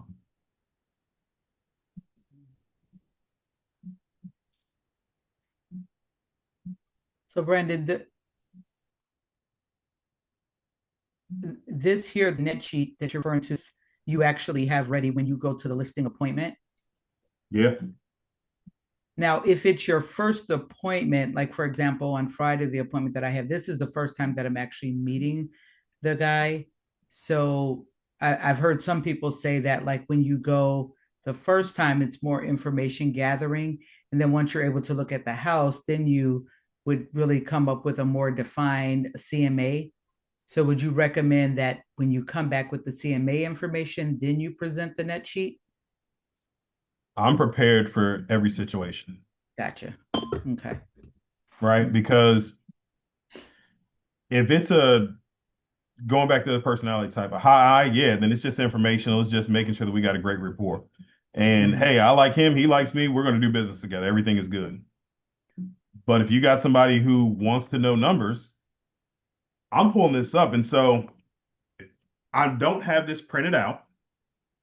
I have it on my surface where we can touchscreen, we can go through and we pull it up and I show it to them and we walk through it together. So even the numbers on this, everything is adjustable. So if we want to change how much seller help she wants to give, boom, I've already pre-formatted where everything adjusts, it changes.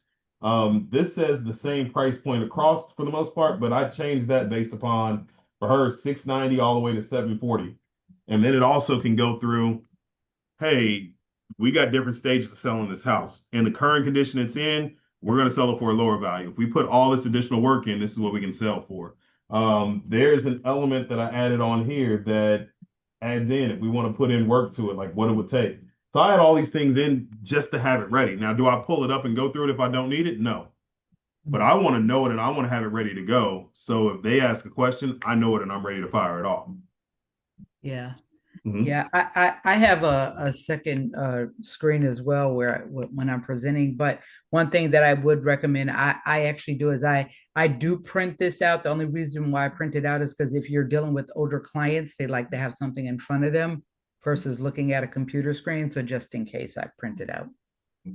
Yeah, I mean, there is that element of them wanting it, but that's where I will have the CMA that's available that actually has it from the MLS to go through and have it from the CMA's perspective, not from my own personal info. Because that CMA won't put on my commission rate. That CMA won't have on there certain elements of what you're going to take home as a net, because I need you to get that directly from me. But if you want to know the number that you can get from selling your house, so here's the data that I use to pull it. And I agree with you. The older clientele, they want to have information. They're used to taking the information home with them and sitting down and going through it. And so that's where usually what they're going to review through for me is that checklist of what you can expect as we go forward. And then the second part to it is this is where we gather the information on the price point. So you can see and you can review that. Felicia. Are you willing to actually share this template? Of course. Okay. Thank you. What was a previous Excel that you showed? Was that like a CMA type comparison? Or just like a Yeah, home so analysis? Like yeah, this what is was that? my so what I label it as, it's my data for, so I save it inside of my file of that agent or that client. And I just Okay. kind of label it as my data for their updates. But it's my data for me to understand. I need to understand their market. Okay. And as much as I think that I'm great, I can't remember everything and I don't know everything. So part of it is now, if you ask me anything about a home in that neighborhood, I can tell you because I pull this information. And while Okay. I'm working Got with it. them, I now become the expert. So I'm going to Okay. give you part of my process also. Um, I'd love to host a neighborhood open house once I get the listing agreement. So before that house hits the market, I do a neighborhood open. And the reason I do the neighborhood open is because I want all the neighbors, I need all the looky-loos to come in first. Huh. And I give them their own private tour. We do a wine and cheese. We have everything because I need to know what the neighbors know.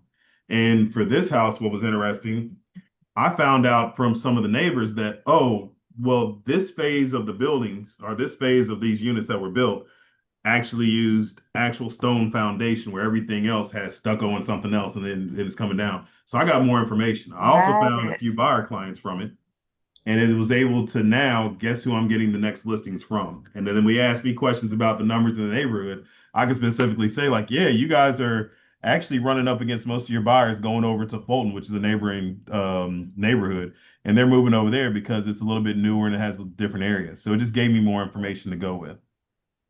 But Okay. yeah, this I is can for I me can run personally. the quick CMAs, but I need more practice on kind of narrowing the price point down, like doing the comparisons and the square feet and all that, just to kind of see the price point. Mhm. Um, if So this is I'm going to refer back to some of the classes that you guys have, right? mhm. And some of your classes, which you would go through, um, you should be asking inside the market center just for others to walk you through how they present their CMA. The reason I say in the Okay. local area is because if your MLS is not like mine, it's going to be difficult for me to walk you through it. Um, but on this net sheet that you're looking at, and there's color coded because that means something different to me. But in this sheet, this is what I use that isn't just CMA related. It is teach me the neighborhood. So as you Okay. pull it up in Brighton, you can do a circle radius and you Mm-hmm. can figure out, all right, if they're all single family homes, well, why are the colonials selling for $100,000 more than the ranchers, whatever the case may be, right? You start to get a feel for that, and then it starts to give you some information. But what it also does is let you be curious when you're going into the neighborhood. So Mhm. for me with this one, a couple of the houses that sold for more, I was able to ask a question. It was like, hey, so what's so unique about the newer homes that were built that they're getting about $50,000 more than anybody in this older development? And now the people who live there, because that neighborhood open, that tells you everything you need to know. They specifically came back and they said, well, you know what's funny you asked that? It's because the builder who built that one, they did a little bit more open floor plan and people seem to like that more than ours. Oh, I didn't know that. I didn't know the floor plan was slightly different, but it helped me get an understanding, but it also let them know that I'm recognizing what's happening in the neighborhood. So I would tell you from a CMA standpoint, the purpose of the CMA is for you to have an accurate assessment of properties and their values. And if that is you just breaking it down line by line using Excel, then do that to have you get that better understanding of it. Okay, thank you. Mhm. No. Is when you plug in the numbers from the wherever you got them. Sorry, I'm new. Yeah, I got this from the MLS. So I pulled this in the MLS, and instead of me doing the CMA that puts it in a different format, I'm an old school Excel Microsoft guy. So I know if I put in Excel, I can decipher the information faster for myself personally. So Great, thank yeah, I just pulled it from that. Then I was able to start training myself. And this came from me just wanting to learn what to look at faster. But I started training myself now that I can pull it up inside of the MLS. All right, where do I look for the square footage? Okay, now that I see the square footage here, now I can start seeing the difference in square footage of a house. Not getting caught up so much in the comments, but I can start pinpointing, all right, well, this home has 4 bedrooms, this one has 3 bedrooms. I can start seeing that better. And it was just me putting it inside of Excel, to be honest with you, because I can see and I understand and I can pivot, I can sort, I can do data differently in Excel. So it was just a way for me to break down information for me to understand it. Great, thank you. Hmm? I had a question too about this spreadsheet. How often do you update it? I couldn't see, and maybe I missed when you said it. Nope, weekly. So once I get the listing agreement signed, I am going in every week and I'm updating. And so now you're going to start seeing my OCD kick in when there's more information. So just mind you, you need to put in what you understand, but I would update it weekly and then I would send out an email. And in that email, all I would do is copy and paste the updated properties, right? And I would say, hey, this is what we're seeing in the marketplace right now. So I would literally just copy this information. I would copy the price adjustment and I would send that out, right? And then I would also send in the last 7 days, these are the homes that have moved. So these homes all went under contract. And now I got notes so I know when they ask me what I can put in there. And I would email that out. And what you find is you start handling objections a lot faster. So an objection that would come, remember, my seller thought this house would sell in 14 days. It took 41. So one of the questions that she immediately asked was like, all right, what's going on? What's a marketing strategy that we need to do, or how do we adjust our marketing strategy? That's why I actually put in there 55 and over community, because when I recognized when I started going through these houses was, huh, we're in direct comparison with some 55 and over communities. So I was able to do a strategy where I'm going to do a mass market to the older communities and let them know that the homeowners association is cheaper in your neighborhood and they get some of the same amenities that they get in their 55 and over community. It gave me another way to market myself where she's like, oh, I love that strategy. Let's run with it. It also let me show that while your home isn't selling, no homes were selling in that moment. And then once one house started to drop the price, all the other homes dropped the price. So I actually had a conversation with her and I said, hey, we're getting to a point right now where the home that I was really concerned with, they've dropped their price $1,000 below ours. And now that they've dropped their price, we need to start thinking about if we're going to do a price reduction. And if we do, what should that be? She took my data, and the first thing she said was, I was worried you were going to tell me that because I see it listed.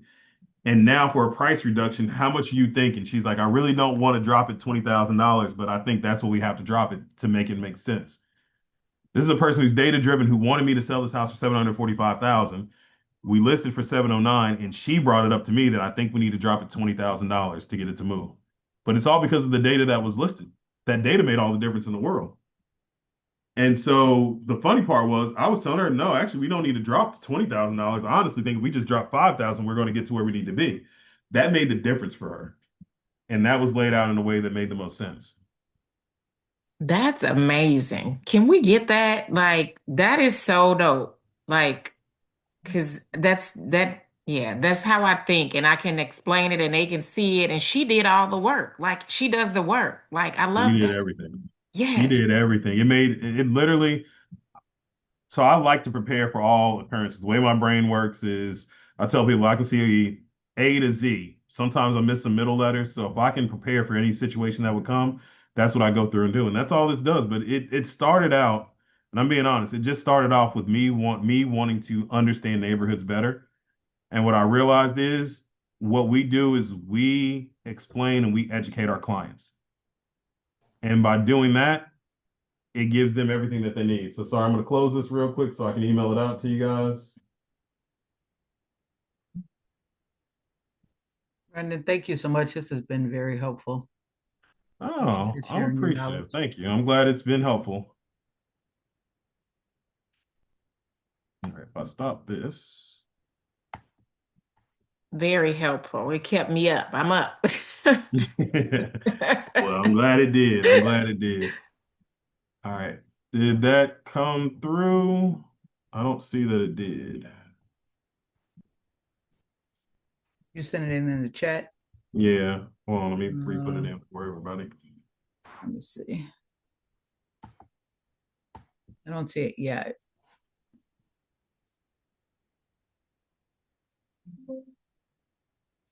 NetSuite is in use. So let me take this one out.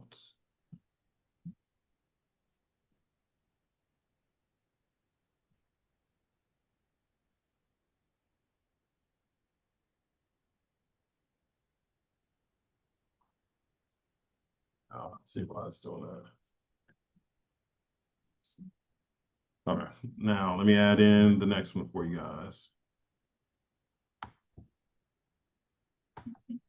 And for that seller net sheet, they got a bunch of them online that you can go pull up and use. So if mine doesn't have everything that you want, or if there's a way that you would explain it's a little bit different, then go grab another one because I grabbed this one online years ago and I still use it. But some of this process is, and what I would tell you is you get to know your flow. And that's the one thing that I did was I knew my flow. I realized what I needed to know to make me feel confident as I went in. And that has now become my listing presentation. And I will also say this, most of the listings you go to are going to be from people who have referred you. Relax, be kind, be yourself. And I assume all of us are professionals as we need to be, right? But as you go into it, people want to see you be you. If I go in and I'm very uptight, I'm nervous and I'm going through, that is not the coach that people see me yelling at kids and yelling at people and being very direct to go forward. But when I'm there and I'm navigating through, that's who they want. And I can't say this enough. If you don't know, say you don't know. Tell them you'll research and you'll get back to them. That data updates that I went through, I learned the hard way of saying, you know what? I'm not really sure. And even on that initial conversation when I'm doing my phone screen and they say, what do you think it can go for? I say it all the time. Actually, I'm not really sure, to be honest with you. I got an idea what I think those neighborhoods could do, but you know what? I need to take a look at a few things and then we'll sit down and we'll talk about it. And then we go through the appointment and everybody respects it because the truth is, don't know. I have no idea. Hey, Brandon, the first one that you sent the data for updates, for some reason, when you try to download it, it doesn't save, but the net sheet came through good. Did anyone else on the call try to save it? Did it work for you? Maybe it's just my computer.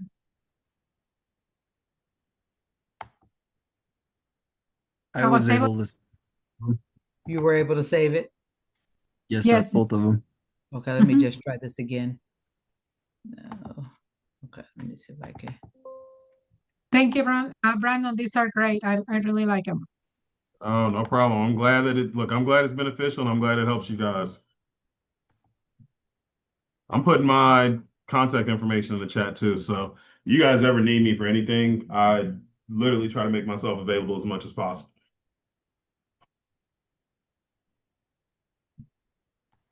Thank you, everyone. Well, I appreciate you guys. I know I was we able to ran a help little you. bit longer than necessary, but hey, hopefully you guys have a great evening and look forward to your next class. And for those who will be at family reunion, look me up. I will be there. Um, and look forward to seeing all of you. Thank you Great. so Brandon, did much. you say you put your contact info in the chat too? I did. You did? Okay. Does it go away right away or I can't No, find I'll throw it back in there. Thank you, Brandon. Great class. No problem. Thank you. I appreciate you. Brandon, no, did you share the QR so we can kind of do the survey? If I missed it, I'm sorry. No, you actually reminded me that I'm supposed to put this survey up here. Hold up. We gotta hook you up. Look, so here's the funny part. I took off time from teaching, just because we all got 75 things that are going on. But I was forcefully told this year that if you don't go back to teaching because we all love and appreciate when you go through and honestly you ask me a question, I'll give you 75 answers to it. It was known that all right, let me make sure that I'm spreading the knowledge and I'm helping out as much as possible. All right, so here we go. Let me share my screen.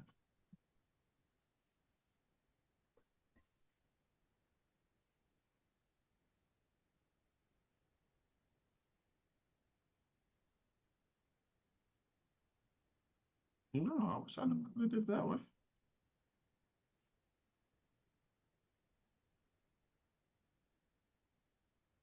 Yes, please update the surveys and go and leave your valuations.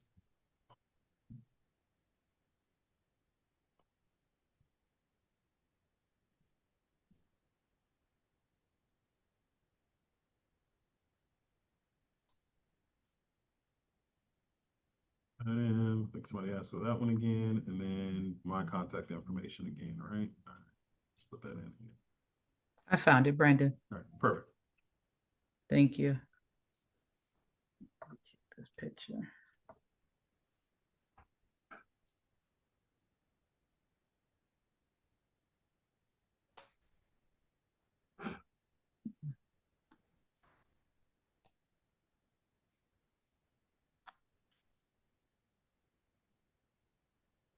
And that's a wrap for this evening. So, you guys have any questions, anything else you want to go through? I'm gonna hang out for a little bit, so I'm happy to help answer questions and be here.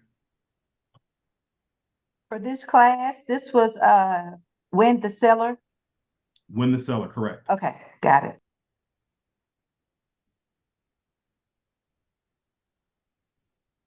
Thanks, everyone. Have a good evening.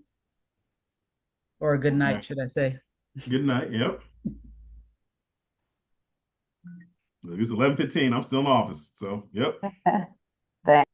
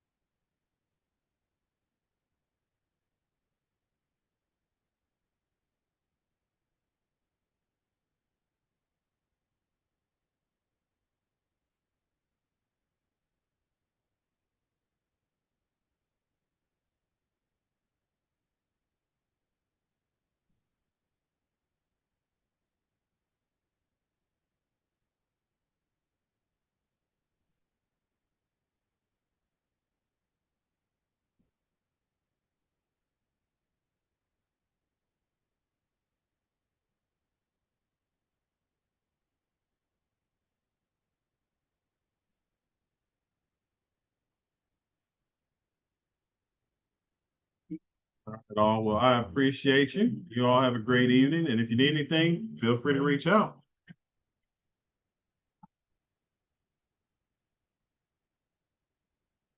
Have a good evening, all.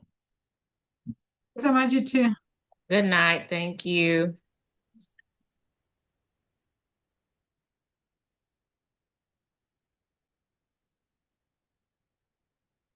Yo, got a problem. Get back. I don't know what happened. Of course, it's out the way in the car.